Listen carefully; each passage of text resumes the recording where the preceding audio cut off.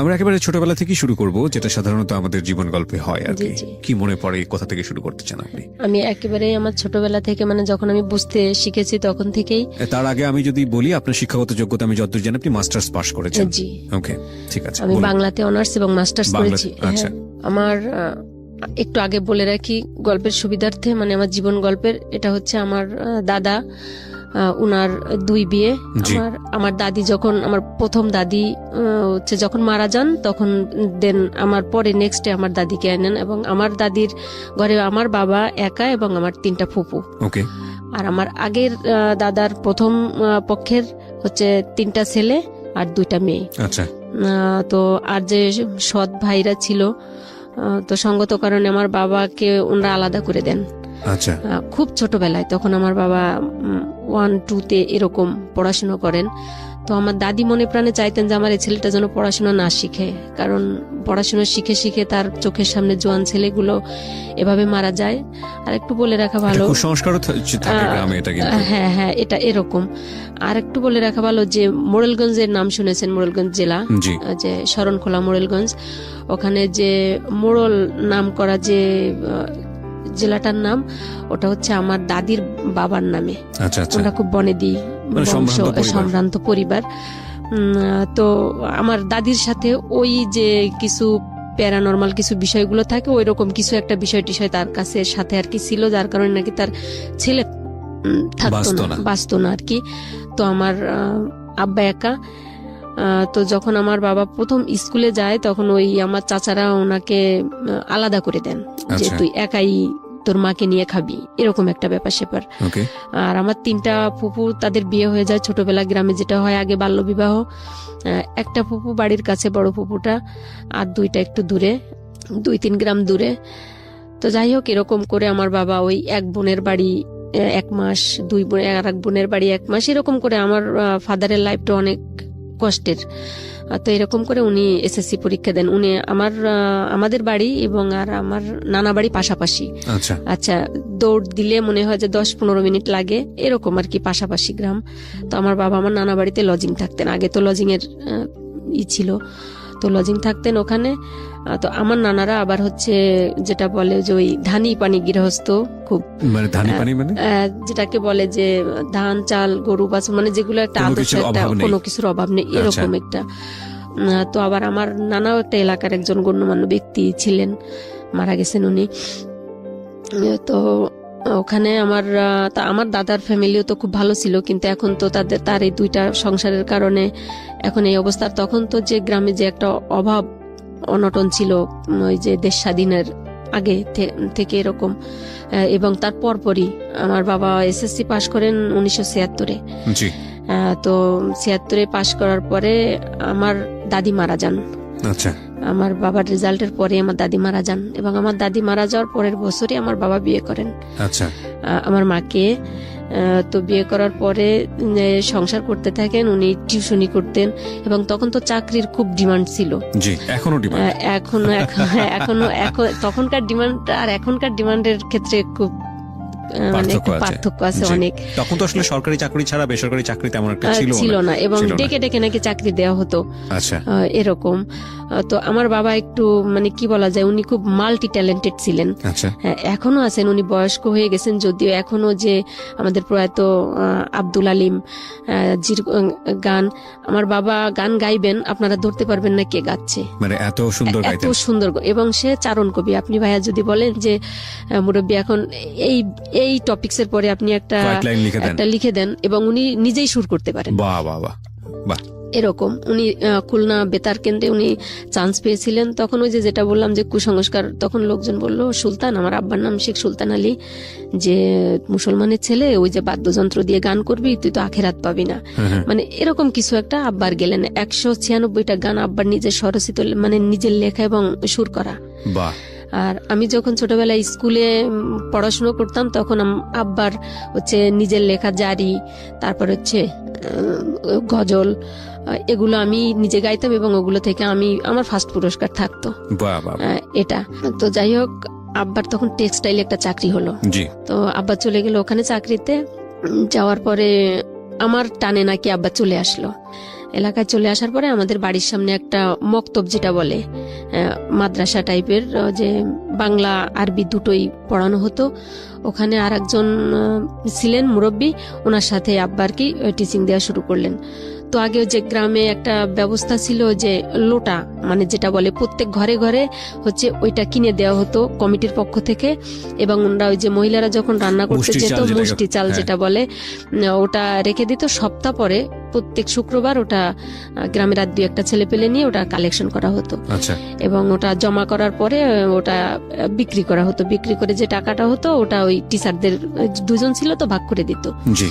তা এরকম করে চলছি। আর আমাদের বাধাল বাজার নামে একটা জায়গা আছে, ঐতিহ্যবাহী খুলনার বাগেরহাট থেকে অনেকেই আমাদেরকে শোনেন এবং অনেকেই ফোন কল পাঠান, আমি পাই। আমার খুব ভালো লাগে যে জিনিসটা আমার আগের রেডিওতে নেটওয়ার্কিং এর কারণে ছিল না। এটা আমার একটা নতুন এক্সপিরিয়েন্স এবং লোভের জায়গা বলতে পারেন।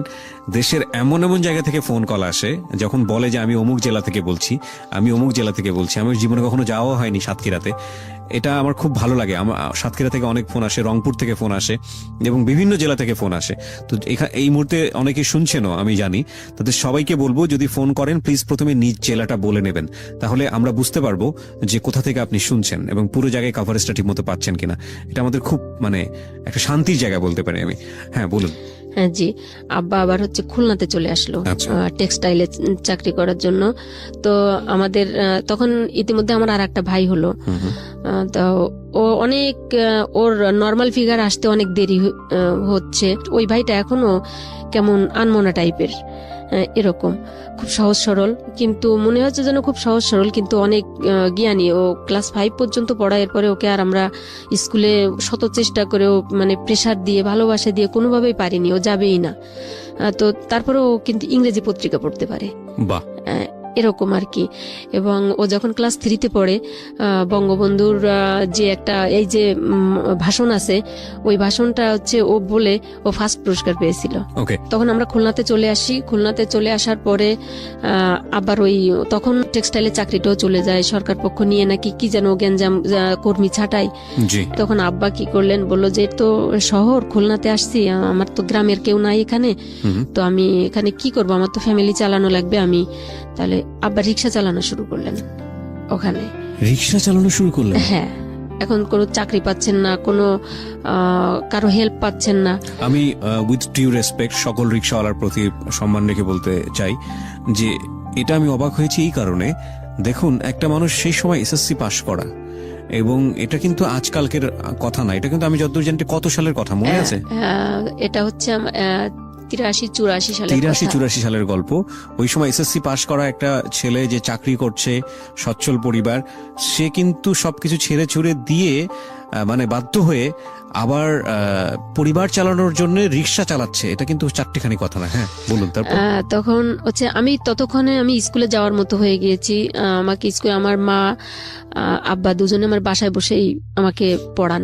তো পড়ানোর পরে আমাকে এখন মনে হলো যে আমাকে স্কুলে দেওয়ার দরকার, আমাকে নিয়ে 1-এও না 2-তেও না, আমি 3-তে ভর্তি করাবো একবারে, এক চান্সে 3-তে। হ্যাঁ, তো তখন টিচাররা বললো আপনার এতটুকু মেয়ে 3-তে ভর্তি করাবেন, তো বললো যে আপনারা এক্সাম নিয়ে দেখেন, টেস্ট করে দেখেন, যদি পারে তো করবেন, না হলে তো 1-এই ভর্তি করাবেন। তো আমাকে বললো যে মামুনি তোমার নামটা লেখো তো এখানে, তোমার ঠিকানাটা লেখো। তখন আমি ইংলিশে নামটা লিখলাম, আমার অ্যাড্রেসটা লিখলাম। তো লেখার পরে আমাকে একটা ইংরেজি বই পড়তে দিল, 2 লাইনে একটা রাইমস আর কি, আমি ওটা পড়লাম। তারপর আমাকে একটা অঙ্ক কষতে দিল। তো বলার পরে হ্যাঁ ও পারবে 3-তে। আমার আব্বা এর ভিতরে অনেক অসুস্থ হয়ে গেলেন, যেহেতু তার এত কষ্ট করার তো অভ্যাস নাই, রিক্সা চালে রোদে পুড়ে বৃষ্টিতে ভিজে আব্বার অনেক অসুখ হয়ে গেল। অসুখ হওয়ার পরে আমাদের তো ওখানে কেউ নাই। এর ভিতরে আমার আর একটা ভাই হলো, আমার ছোট ভাই। তো যে বাসাতে থাকতাম তার পাশের বাসায় বরিশালের একটা লোক ছিলেন, ইসমাইল নাম।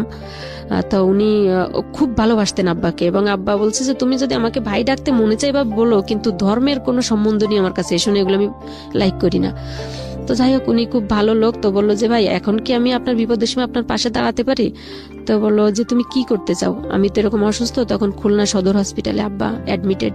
তো বললো যে সংসার চলে না, কি করব। তখন আমার ভাইয়া মনে আছে কাঁঠালের সিজনটাতে, তো বললো যে একটা বেশি টাকার একটা ব্যবসা আছে, সেটা হচ্ছে কি আমার তো ভ্যান আছে, মানে রিক্সা না ভ্যান, যেটা ঠেলা ভ্যানের মতো।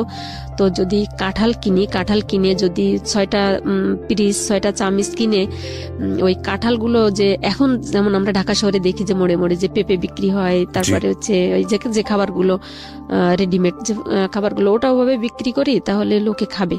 কারণ অনেকে তো কাঁঠাল খেতে ইচ্ছে করে, কেউ বাড়িতে নিয়ে যায়, বা অনেকে এগুলো পারে না, বা সংসারে 2-4 জন খায় আর 2-4 জন খায় না, এরকম যাই হোক আছে, অনেকে পছন্দ করে না। তো যদি এরকম পায় তাহলে দেখি তা ইন্টারেস্টিং ফ্যাক্ট। কাঁঠালের গল্প আপনি বললেন না, কাঁঠাল সবারই যে প্রিয় তা কিন্তু না, আমারও প্রিয়, কিন্তু খুব বেশি যে মানে পছন্দ করি তা না। কিন্তু ব্যাপারটা হচ্ছে যে আমার বাসার স্পেশালি 2-1 মেম্বার আছে যারা কাঁঠালের নাম শুনলেই ভয় পেয়ে যায়। তো সেই কারণে দেখা যায় লাস্ট 4 or 5 ইয়ার্স আমার বাসায় কাঁঠালই ঢোকে না। এটা জাতীয় ফল, আমি সম্মান রেখেই বলছি, যারা পছন্দ করে তাদের জন্য বাকি মেম্বারদের স্যাক্রিফাইস করা উচিত, কারণ অনেকে স্মেলটা নিতে পারে না। হ্যাঁ, আপনি ঠিকই বলেছেন। হ্যাঁ, বলুন। এরকম তো বললো যে এটা যদি একটা আনকমন একটা ব্যাপার, তো এটা যদি আমরা ফুটপাতে এরকম বিক্রি করি তো সবাই খাবে। আর এটাই আমার মনে হচ্ছে যে এখন আমি তো বুঝি যে খুলনা মনে হয় ওই প্রচলনটা বোধহয় আমিই প্রথম করেছিলাম, যে ওরকম। তা আব্বা বললো বেটা তা তোমার সাথে কে যাবে, তো বললো যে আমার সাথে আজমির যাবে। আচ্ছা, কোন ক্লাসে পড়ছেন তখন? ওই যে 3-তে, ক্লাস 3-তে ভর্তি করে দিয়েছে। ওকে। তো আমি ওটা গেলাম কাকার সাথে। এখন দেখি যে বৃষ্টিতে ভিজে, তো ছোট, তারপরেও ভাবি যে রাস্তায় দাঁড়ায় এগুলো বিক্রি করা হচ্ছে এবং আমি এটা সেলস করছি, এটা কেমন যেন আমার কাছে একটু লজ্জা লাগছে। কাকারে বলি কাকা বাড়ি চলেন তো এগুলো বিক্রি হচ্ছিল তখন। হ্যাঁ, প্রচুর বিক্রি হচ্ছে, এবং ওই যে হাতে কষ্ট লেগে যাচ্ছে, মানে একটা বিতিকিচ্ছিরি অবস্থা আর কি।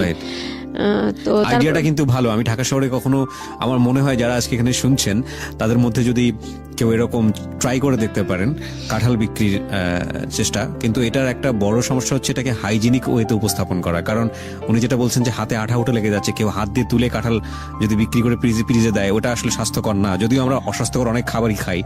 সো এ বিজনেস। তবে দয়া করে ক্রেডিটটা জীবন গল্পকে দিবেন না, কারণ আমি চাই না এই অনুষ্ঠানের ব্র্যান্ডটা কাঁঠাল ব্র্যান্ড হয়ে যাক।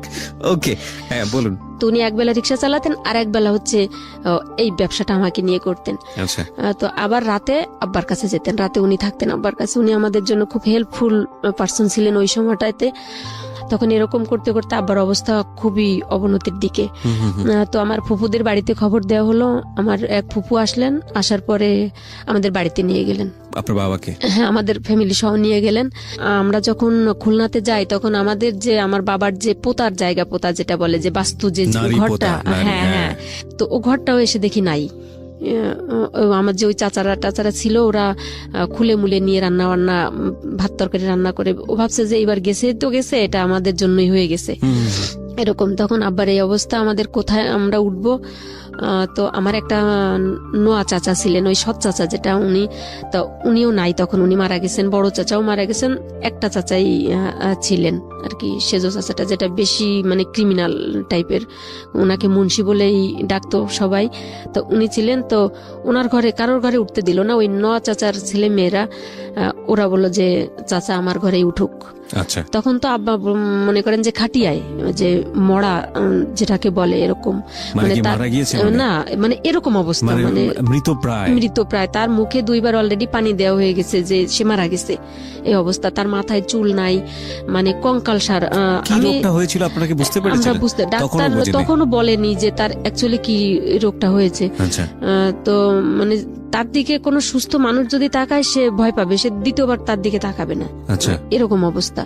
তো আর আমার আম্মা হচ্ছে তো খুব ভালো বংশের মেয়ে, ভালো ঘরের, অভাব অভিযোগ কাকে বলে বোঝে না, কিন্তু আমার আব্বার সাথে এসে তো এখন বুঝতেছে, কিন্তু সে তো ঘর থেকে বের হয় না। এখানে একটা কথা বলে রাখি প্রিয় শ্রোতা, জীবন গল্পের এই যে শৈশব, আমাদের আজকের যিনি অতিথি আজমিরা, যার নিকনেম হচ্ছে কবিতা, তো আজমিরার যে শৈশবটা আপনারা দেখতে পাচ্ছেন, সেই শৈশবের আজমিরাকে দিয়ে আজমিরার পুরো জীবন গল্পটা যদি আপনি চিন্তা করেন, তাহলে কিন্তু একটা বড় রকমের ভুল হবে।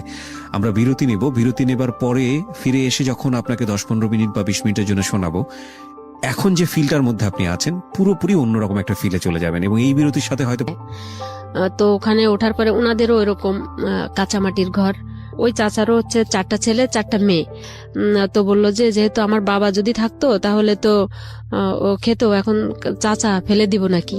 আগের 5 বছর মেয়াদি বিজিবি কার্ড ছিল, যে এখন যেটাকে রেশন কার্ড বলে, 30 কেজি মাসে 30 কেজি গম বা চাল এটা দিত, ওটা একটা দিয়ে দিল। তো মা তো সেই কান্না যে আজকে আমার কাউন্সিলে যেতে হবে চালের জন্য।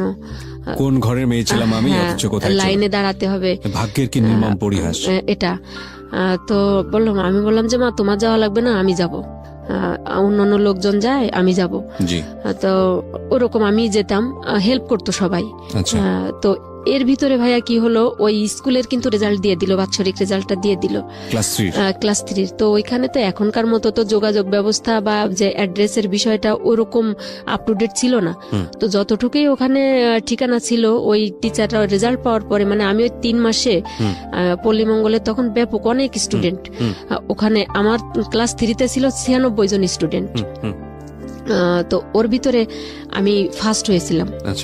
রেজাল্ট দেওয়ার পরে তখন হচ্ছে ওই টিচার আমাকে দেখার জন্য, মানে আমাকে নেওয়ার জন্য ওই অনেক ট্রাই করে, অনেক খুঁজে খুঁজে যে বাড়িওয়ালার কাছে থাকে, আমরা বাসা ভাড়া ছিলাম, তো ওনার কাছ থেকে মানে কিছু প্রাইমারি ঠিকানা নিয়ে, হেল্প নিয়ে, উনি খুঁজতে খুঁজতে আমাদের বাড়ি পর্যন্ত চলে আসলো। মানে তো বললো যে মেয়েটা তো একটা সুন্দর রেজাল্ট করছে, আমরা তো আন্ডার এস্টিমেট করছি। হ্যাঁ, ওই খুলনা পল্লী মঙ্গল স্কুলের টিচার। তো ও তো ফার্স্ট হয়েছে, এটা বললো। তখন তো আর অত বুঝতাম না যে ফার্স্ট সেকেন্ড বা এই কম্পিটিশন। এখন যে বাচ্চারা কেজিতে পড়ে, মানে প্লে নার্সারিতে পড়ে, এদের ভিতরে যে ওটা তো আমাদের ভিতরে ওই সময়কার ছিল না।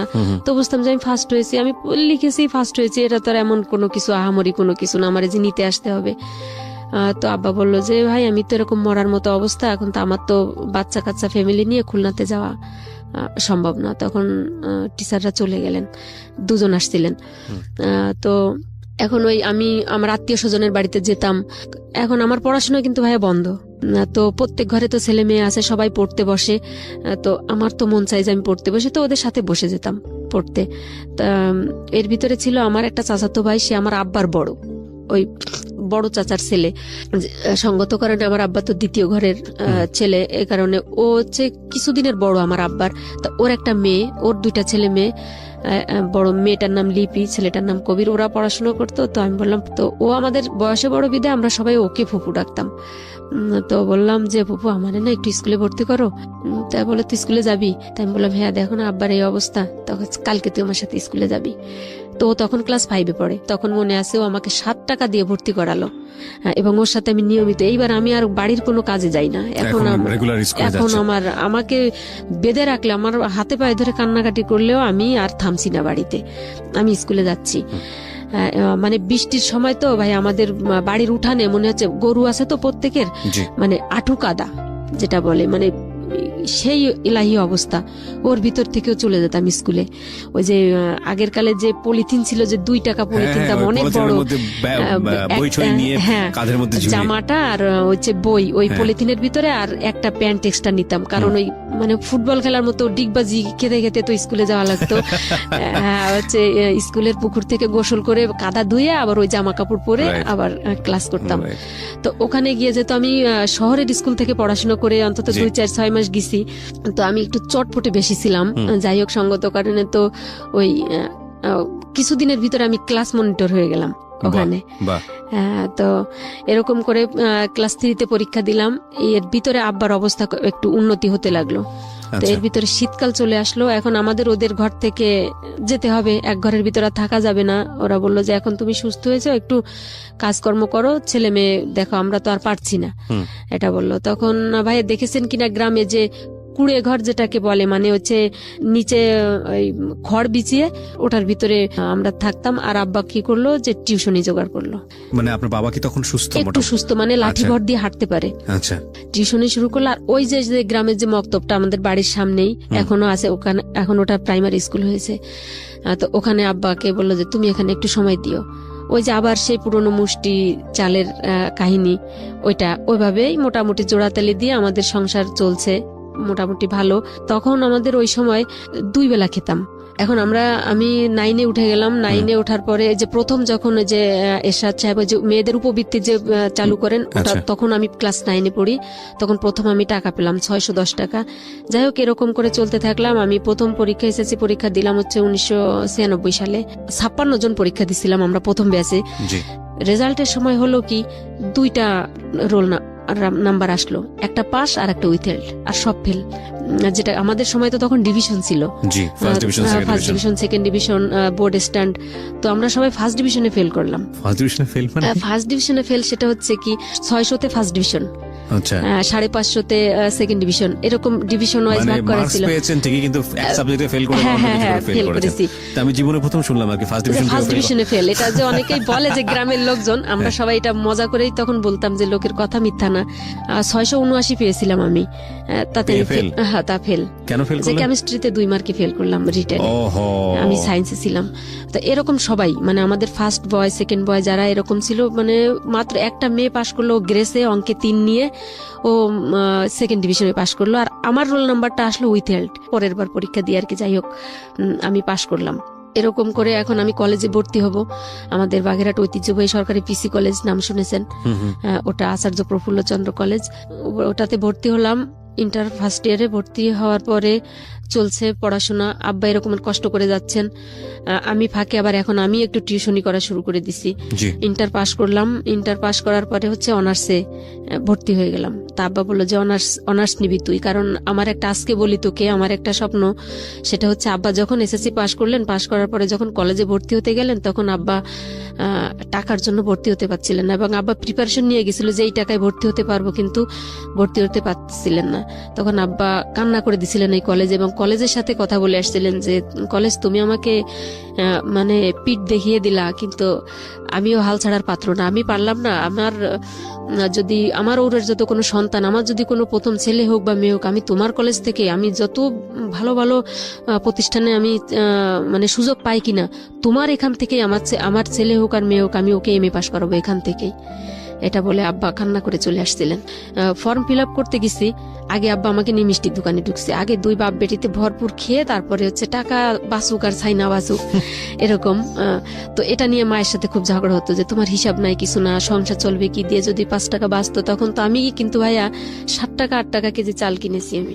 আচ্ছা, এরকম আমি আমার ছোটবেলাতে এরকম দেখেছি 7 টাকা। আমার মনে আছে আমার মা, তখন আমি ক্লাস 6 বা 7-এ পড়তাম, তো ওই সময়টাতে 50 টাকা পকেটে দিত। 50 টাকা পকেটে দিয়ে আবার সেফটি পিন দিয়ে মেরে দিত। আমি হাফ প্যাডেল সাইকেল চালাতাম। সাইকেলের যে মাঝখানে 3 কোণাটা ত্রিভুজ আকৃতি থাকে, মাঝখান দিয়ে ফুল প্যাডেল করতে পারতাম না, হাফ প্যাডেল চালাতাম। তো হাফ প্যাডেল চালাতে চালাতে এক হাত দিয়ে ধরতাম, এক হাত সিট, ডান হাতের বগলে সিট থাকতো, হাফ প্যাডেল করতে করতে বাজারে যেতাম। আমার মনে আছে আমার 50 টাকা দিয়ে আমার মা আমার ওই আপনার হলো সেফটি পিন দিয়ে দিত, যাতে 50 টাকা হারায় না যায়। এবং এই 50 টাকা নিয়ে যেতাম। আমার এখনো মনে পড়ে যে 3 টাকা 4 টাকা 5 টাকা 60 টাকা কেজি অনেক সবজি আমি কিনেছি। 40 টাকা কেজি গরুর মাংস ছিল, এটা আমি জানি না এটা। এবং ওই সময়ও মানুষ বলতো যে 40 টাকা কেজি গরুর মাংস, আমরা 60 টাকা কেজি কিনেছি, 4 টাকা কেজি কিনেছি। ইনফ্যাক্ট এখন বোধহয় 500 550, আমি জানি না, আমি বাজার করি না, so I don't have any idea. But এগুলো গল্প যখন শুনি তখন কিছুটা শৈশবের কথা মনে পড়ে যায়। সেটা এরকম বের হওয়ার পর আব্বা বলে যে অনেক কষ্ট হয়েছে, লাইনে দাঁড়ায় বাবা, আগে খায়নি, চল। আব্বা চলেন, এটা আর কি। খাওয়ার পরে সবকিছু নিয়ে বাড়ি গেলাম। তা মা বলে যে আমাদের জন্য কিছু আনো না, আজকে তো নিশ্চয়ই মিষ্টি হয়েছে। তার কাছে হ্যাঁ তোমাদের জন্য আনছি। তো আমাদের একটা মশারির ভিতরে আমরা 5 জনই ঘুমাতাম, আব্বা আম্মা আমার ছোট 2টা ভাই, এরকম। আচ্ছা, একটু থামাচ্ছি আপনাকে, এই ফাঁকে আপনাদেরকে একটু ইন্টারাপ্ট করছি। যারা জীবন গল্প বলতে চান ঢাকা এফএম এর এখানে এসে, এবং ঢাকা এফএম এ যদি জীবন গল্প বলেন আপনি, সেক্ষেত্রে একটা লাভ, সেটা হলো যে সারা বাংলাদেশের মানুষ এই অনুষ্ঠানটা শুনতে পায়, যেটা ঢাকা এফএম এই সুযোগটা আছে। এবং একেবারে প্রত্যন্ত অঞ্চলের মানুষ থেকে শুরু করে দেশ ও দেশের বাইরের এই অনুষ্ঠানটা শুনে থাকেন। যদি আপনারা মনে করেন এই অনুষ্ঠানটিতে এসে আপনি আপনার জীবন গল্প বলবেন, এবং আপনার সেই জীবন গল্পে যদি কোনো মেসেজ থাকে তাহলে আমি প্রচার করব, সেক্ষেত্রে আমাদেরকে ফোন করতে হবে। আমাদের ফোন নম্বরটি হচ্ছে 09611904904। আমি আবারও বলছি 09611904904। এখানে ফোনটি কিন্তু রেকর্ড করা হয়, সুতরাং সেই অনুসারে আপনি আপনার কথাগুলো এখানে রেকর্ড করবেন। হ্যাঁ, আপনি যেখানটায় ছিলেন যে একই সাথে থাকতে হতো মশারির মধ্যে, এরকম তো 2 টাকা হলে সবকিছু হয়ে যেত। মানে 2 টাকা হলে আমার কলেজে যাওয়া হয়ে যেত। ওই যে 1 টাকা দিয়ে বাসে যেতাম, আমাদের স্টুডেন্টদের জন্য 1 টাকা ছিল। আচ্ছা, তো আমি একটা জামাই পরতাম মনে করেন যে 6 মাস, কিন্তু ওটা আমি Clean করে, আয়রন করে, পরিষ্কার করে মানে iron তখন করে। ওই 3 টাকা নিত একটা জামা 3 পিস আয়রন করতে।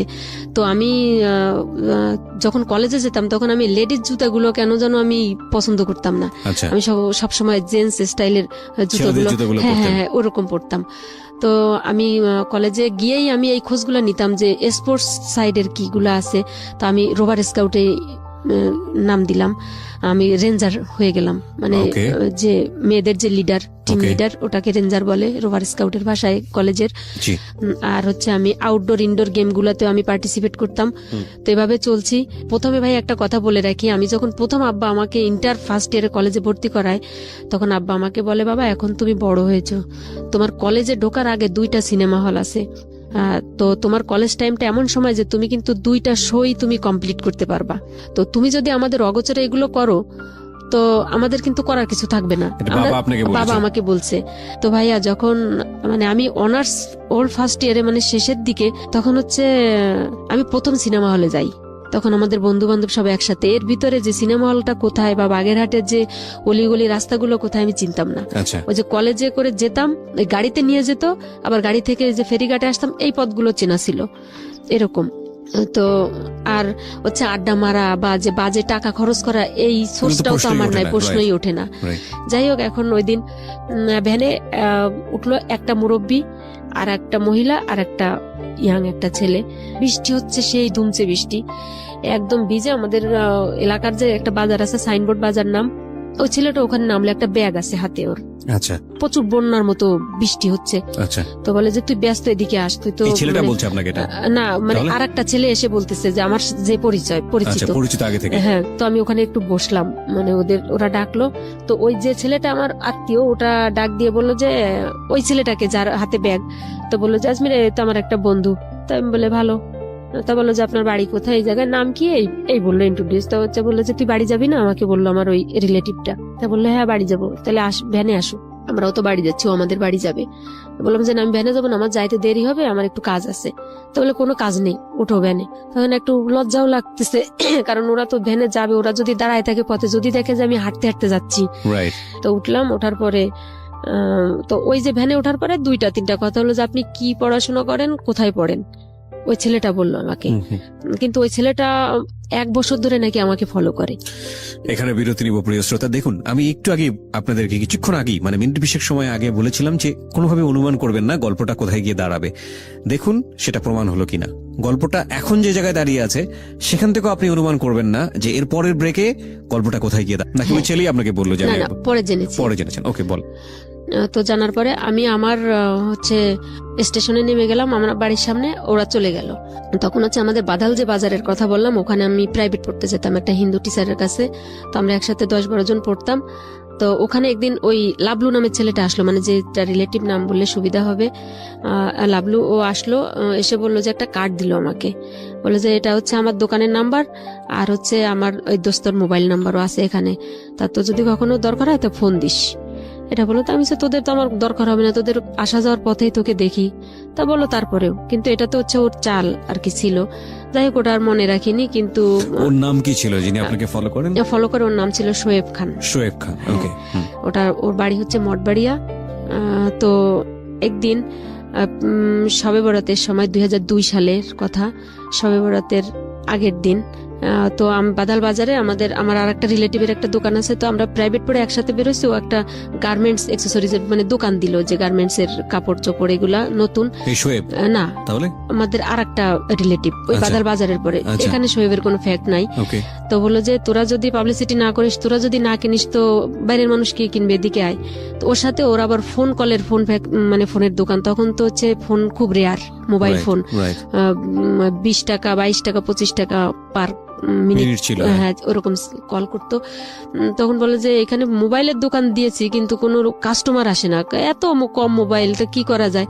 তাই আমি বলে তো তোদের কারো কাছে নাম্বার আছে? তোরা কথা বল।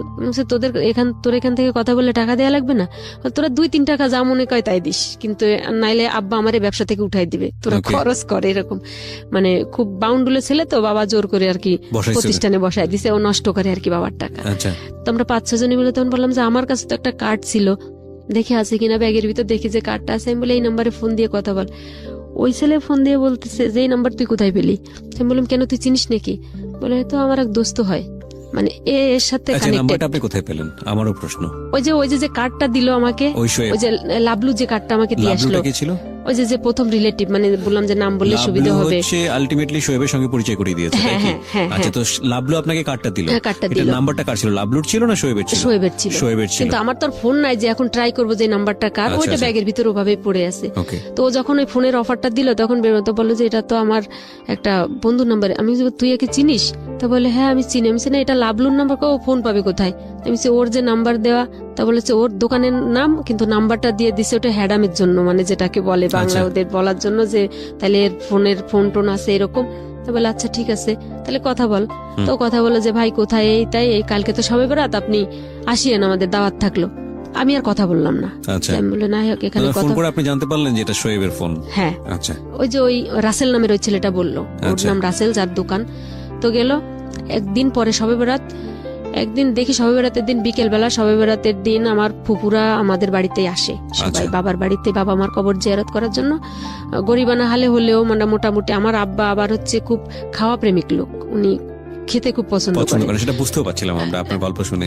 হ্যাঁ, খুবই মানে আমার এরকম যে কষ্ট অভাব অভিযোগ থাকুক, চাল কেনার জন্য বাজারে গেছে আব্বা, উনি বিশাল একটা মাছ কিনে নিয়ে আসছেন। তখন আম্মা সেই চিল্লাপাল্লা, তুমি চাল নিয়ে আসলা না, তুমি মাছ নিয়ে আসলা।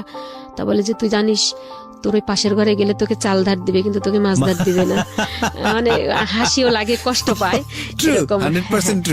এটা মানে এটা দেখে আসছি। তখন মা বললো যে তুমি জীবনে শুধরাবা না, তোমার লাইফে কোনোদিন ডেভেলপ হবে না।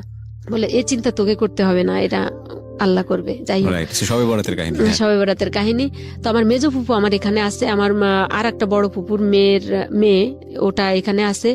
তো বিকেলবেলা আমাদের হচ্ছে বাড়ির লাগোয়ার সাথে, বাস্তু বাড়ির সাথে একটা ঘের টাইপের, মানে বিটা যেটাকে বলে, কৃষি টিসি হয়। তো ওখানে বিকেলবেলা আমি যেন কিসের জন্য আসলাম, কাপড় নিতে। ওর ভিতরে আবার একটু গোসলের ব্যবস্থা আছে, মানে শীতের সময় তো যেখানে রোদ পড়ে ওখানে সবাই গোসল করতে আসে। তো নিতে আসলাম আমার ভাগ্নিটার সাথে। এখন দেখছি দূর থেকে একটা লোক আসতেছে, হাতে মিষ্টির প্যাকেট। আচ্ছা। তো আপসা আপসা দেখা যাচ্ছে যে কুয়াশা পড়ে গেছে, কার্তিক মাসের কথা আর কি, এরকম। তা এখন আমার এই ভাগ্নিটা ছোট, তাও বলতেছে যে ফুপু যে খালা যে বাড়ি আসুক না কেন যেন আমাদের বাড়ি আসে, কারণ এই যে মিষ্টি আছে যে সাথে, এরকম আর কি ব্যাপার। তাহলে চল, কিন্তু চল বলে আমি হঠাৎ তাকায় দেখি যে আমাদের চার পাড়াচ্ছে, মানে চার যেটা বলে সাঁকো বলেন যে আমাদের বাড়ির সামনে, এখন অবশ্য ওটা আছে।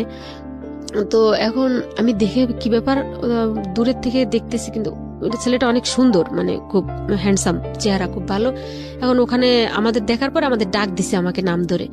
তো বললাম এখন ভাইয়া কি বলবো, যেটা বিলিভ করবেন না, মানে আমি কলার পাতা যেভাবে কাঁপে বাতাসে, আমি ওভাবেই কাঁপাকাঁপি শুরু করে দিছি। এই কাঁপাকাঁপিটা কেন? দুই কারণে। একটা হচ্ছে যে আপনি তখন ইন্টারমিডিয়েটে পড়েন। আচ্ছা, আপনি বলেন। মানে হ্যাঁ, আপনার গেস ঠিক আছে। দুই কারণে। একটা হচ্ছে যে আজকে মান সম্মান সব গেল, আমাদের তো ঘর নাই। Exactly, that was my concern. এই একটা প্রথম একটা। আর দ্বিতীয়টা হচ্ছে যে আমার এই এতটুকু পড়াশোনার লাইফে আমার একটা ছেলে বন্ধু আমার বাড়িতে আসেনি, বা একটা মেয়ে বন্ধুকে আমি আনিনি। কোথায় আনবো? কারণ আমার ওই সেন্সটাই আমার ভিতরে কাজ করতো না। মানে বেসিক্যালি টু রিজন, যেটা আমি বললাম। হ্যাঁ, এটা এখন এই দুটাই মানে আমার ভিতরে। আর তো বাবা তো মেরে ফেলবে যে নিশ্চয়ই, আমি যদি সাপ গলায় বেঁধেও বলি, কোরআন নিয়েও বলি যে এর সাথে আমার কোনো পরিচয় নেই, প্রত্যেকেই বলবে যে তোমার এই ছেলের সাথে কোনো রিলেশন আছে। এই ছেলে আসতে, মানে একটা ছেলে জানে না তোমার সাথে কথা নেই বার্তা নেই, সে হুট করে তোমার বাড়িতে চলে আসলো, এটা তো বিশ্বাসযোগ্য বিষয় না। তো কিন্তু আব্বা বাড়ি না ওই টাইমে, আব্বা আবার কিছু পার্ট টাইম কাজ করার জন্য, মানে ব্যবসার সিজনে কাজ করার জন্য খুলনা বা মোংলা পোর্টে ওদিকে যেতেন আব্বা। তো মানে খুব ক্রাইসিসের মোমেন্টে আব্বা এরকম বাইরে যেতেন, আমাদের বুঝতে দিতেন না। যা জানি তো যে কষ্ট হচ্ছে, কষ্ট করছে, এরকম আব্বা বাড়ি না। যাই হোক, ফুপু আছে। তো এখন আমাদের তো ওই যে কুড়ে ঘর, কিন্তু আমার একটা ভাবি চাচাতো ভাইয়ের বউ, আমার চাচাতো ভাইটা বার্জে চাকরি করতো, ওটা বিয়ে করেছিল বরিশাল। তো বরিশাল, এই ছেলে ওর বাড়িও বরিশাল। খুব এখন আমি ভাবিকে বললাম যে ভাবি এরকম একটা ছেলে আসছে, ওর সাথে তো আমার একদিন কথা হয়েছে, ও আজকে দেখি চলে আসছে কোনো কিছু না জানে। তো বললো যে ওই ভাইটার আবার একটা আলটিমেট দেওয়া ছিল যে আমার সাথে আমাদের ফ্যামিলির সাথে কথা বলতে পারবে না ওর বউ, কারণ ওই ভাইটা ছিল অনেক শয়তান। মানে ও বিভিন্ন জায়গায় বিয়ে টিয়ে করে বেড়াতো। আর আমি যেহেতু কলেজে বাগেরহাটে, আমি এখন শহরমুখী হয়ে গেছি, তো আমি ইনফরমেশন অনেকগুলো ওর বউকে দিতে পারবো। এ কারণে তো বললো যে তোর কাকা কাকিকে বল, কারণ আমাকে তো আবার আসলে যদি মারধর করে, যে এটা যে একটা মেহমান আসছে, ওদের আর কি কাঠের ঘর, আমাদের গ্রামে যেগুলো ভালো ঘর। তো বললাম যে কাকা কাকি এই যে, তো বললো যে কি সমস্যা, তো আমার ঘরে উঠা, মানে মানে কথা বলতে বলতে আসতেছি, ও তখন হচ্ছে ওই কাকার ঘরে এলো। সবে বরাতের পরের দিনের ঘটনা। তো ওই বসলো, বসার পরে হচ্ছে আমি ভাবির কাছে গেলাম। তো ভাবি বললাম যে দেখেন যে কি অবস্থা হয়। মা বললো কে? মা একেবারে, আমার মা খুব মানে কর্কশ টাইপের আর কি, মানে খুব কড়া। তো বললো যে তোমার বাড়ি কোথায়, সব জিজ্ঞেস করলো, তুমি এই বাড়িতে হঠাৎ আসলা? তো বললো যে আসলাম। তো তুমি কিভাবে চিনলা? বলে চিনি আমি আপনাদের বাড়ি। তো আমার মেয়েকে তুমি কতদিন ধরে চিনো? কয় চিনি 3-4 দিন ধরে চিনি, কিন্তু জানি 1 বছর ধরে। ও এরকম করে বলতেছে আর কি আম্মার সাথে।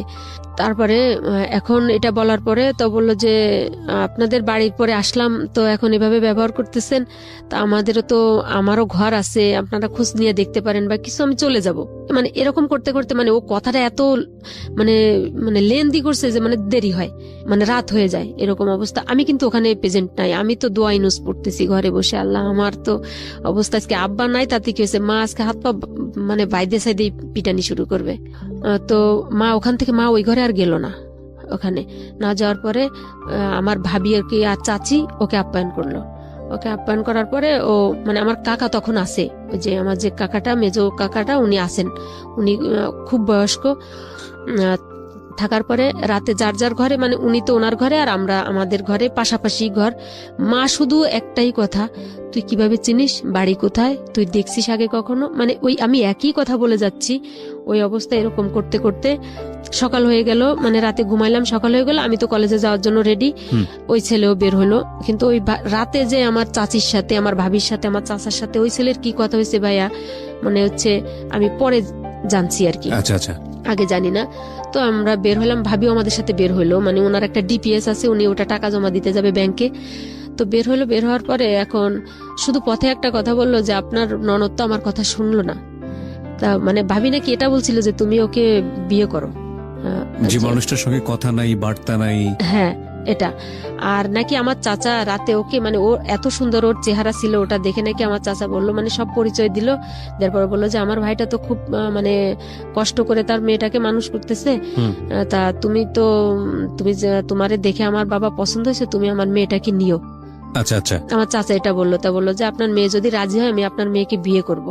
আমি এজন্যই আমি আসছি মূলত। আপনি তো সব চিন্তাও করেননি ওকে নিয়ে? মানে ভাইয়া, আমি এটা তো মানে চিন্তার প্রশ্নই আসে না। মানে ওর সাথে যদি 2-4 দিন কথা হতো, কথাও হয়নি এরকম, কিন্তু দেখে মনে হচ্ছে যেন ভালো লাগার মতো একটা ফেস বা ব্যক্তি এরকম। তো এরকম করার পরে আমি গাড়িতে উঠলাম, তো ভাবির সাথে ভাবিরে মিষ্টি টিষ্টি কিনে দিল যে এটা নিয়ে যান, কাকার জন্য নিয়ে যান। তো আমি এটা দেখলাম, তো বললাম যে এতই খাতির। তো বললো যে এটা আমার বোন, আমি বোন ডাকছি, কারণ যেহেতু আমাদের বরিশাল রেঞ্জে বাড়ি, বরিশাল বাড়ি, সেই যে আপা আপা ডাকে। আমি বিষয়টা একটু আমলে নিলাম যে এর ভিতরে সামথিং রং বা কিছু। মিষ্টি কিনে দিল একদম অপরিচিত। তো বললো যে কালকে যে তুমি যে মিষ্টি নিছো এটা আমরা পাইনি, তা তোমার বললো যে কাকা তো মুরব্বী মানুষ, মারা যাবে, তো দেখে আসলাম, এই জন্য দিলাম আর কি। যাই হোক, হতে পারে এটা। বাসে উঠলাম, পরের স্টপেজে দেখে কি ওই ছেলে ওই গাড়ির ভিতরে, শোয়েব। হ্যাঁ, শোয়েব গাড়ির ভিতরে থাকাকালীন অবস্থায় তখন এর ভিতরে আমার তো আবার কলেজ গাড়ি চলে গেছে। তখন বাগেরহাটের এপার এসে আমাদের আর একটা গাড়িতে উঠতে হয়, দশানি নামক স্টপেজে আমাদের, ওখানে নেমে কিছু দূর হেঁটে কলেজ। তো ওখানে যখন বসলাম, আমি মানে ভাড়া নেওয়ার যে একটা গ্যাদারিং আছে, ওই ফাঁকেও আমার পাশের সিটে এসে বসছে। কোন ফাঁকে, আমি তো জানালা থেকে তাকাই আছি, এবং বললো যে আমি যখন দশানি নামবো, মানে আমার স্টপেজে কলেজের সামনে, তখন আমার হচ্ছে পিছনে একটা মানে আমি ঠেকলাম যে, মানে এখন বুঝি যে ওটা রিভলভার জাতীয় কিছু একটা। তা বললো যে গাড়ির থেকে নামা যাবে না, কোনো শব্দ করা যাবে না, আমার সাথেই যেতে হবে, এটা বললো আমাকে। শোয়েব আপনাকে রিভলভার ঠেকিয়েছে? হ্যাঁ, মানে এটা আমি বুঝতে পারছি যে আমার পাশে কিছু একটা, তা বললো যে এটা কিন্তু কোনো খেলনা জিনিস না, এটা কিন্তু অস্ত্র, একদম মেরে দেবো, কিন্তু আমি কিন্তু সর্বহারার লোক। এভাবে মানে আস্তে আস্তে করে কানের কাছে ফিস ফিস। এখন তো ভাইয়া যেটা বুঝি, এখন যতটুকু বুঝি, তখন তো এগুলো কোনো কিছু মানে বুঝতাম না যে এইরকম জীবনটা গেছে একভাবে, কিন্তু এই খাতে তো কখনো পড়িনি। তখন আমি আর আপনি তখন কলেজ ড্রেস পরা, মানে কলেজে যাচ্ছেন? আমাদের কোনো কলেজের ড্রেস ছিল না তখন, মানে আলটিমেটলি কলেজে যাচ্ছি আর কি, মানে কলেজের পোশাকেই আর কি। যাই হোক, তো আমি আর কোনো কথা বলছি না। সর্বহারা শব্দটার সঙ্গে পরিচয় ছিল? হ্যাঁ, সর্বহারার সাথে, কারণ ওইটার ব্যাপক মানে তাণ্ডব চলছিল তখন আমাদের এলাকাতে। যেমন ওই যে নামের যে ছিল ওখানকার, তো ত্রাস ছিল একদম ওপেনে, দিনে দুপুর বেলায় মানুষ জবাই দিত এরকম। তো ওই শব্দটা শোনার পরে মূলত আমি আরো ভয় পেয়ে গেছি। এখন হচ্ছে মানে এইটা শোনার পরে তো আমি একেবারে, যে এটা অবশ্য ওরা যখন মুখ থেকে বলছে ওটা মেরে দিবে, কারণ এই ধারণা আছে, অভিজ্ঞতা আছে আমার ভিতরে, আমাদের ভিতরে। ওখানে এলাকায় দেখি ডাকাতি হয়, সর্বহারারাই বেশি এরকম করে। যাই হোক, কোথায় নামবো? খুলনাতে চলে, মানে একেবারে খুলনা রূপসা স্ট্যান্ডে গাড়ি থামলো। ওই সময়ে তখন ওই ছেলের কাছে আমি দেখলাম 2টা ফোন, 2 পকেট থেকে 2টা ফোন বের করলো। তখন আমি দেখলাম যে সনি এরিকসনের যে সেটগুলো আছে ওইটা, আর একটা হচ্ছে মটোরোলা এই সেট। তো ওর যে বন্ধু বান্ধব গুলা, ওখানে দেখলাম যে 10-12 জন আর কি রূপসা ঘাটে। আমার সাথে কোনো অশালীন আচরণ করতেছে না। নামার পরে বললো যে কোনো কথা না, যেটা বলি সেইটাই শোনো। তখন আমি বললাম কোথায় যাচ্ছি? বললো যে তোমার গার্জিয়ান আমাকে মদ দিছে, অতএব আমাকে তোমার আজকে বিয়ে করতে হবে।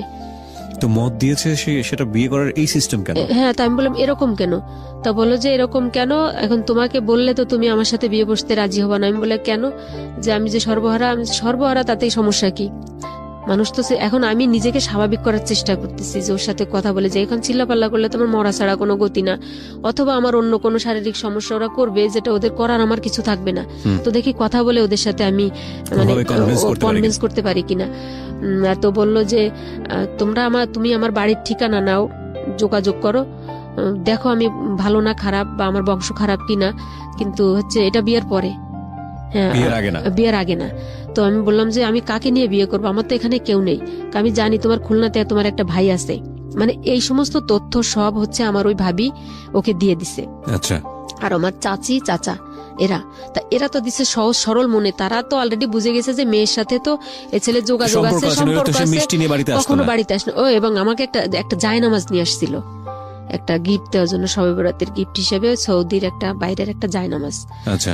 এটা তো এরকম মানে কিছু ভণ্ডামি আর কি। যাই হোক, এখন ওটা বলার পরে তো আমি বললাম যে হ্যাঁ, আমার খুলনাতে আমার একটা ফুফাতো ভাই আছে, ও বিয়ে করছে। আমার যে মেজো ফুফুটা আমাদের বাড়িতে ছিল, ওনার ছেলে বিয়ে করেছে খুলনা ফুলতলা, ওখানে ওর শ্বশুরের 2টা রাইস মিল, খুব মানে প্রভাবশালী।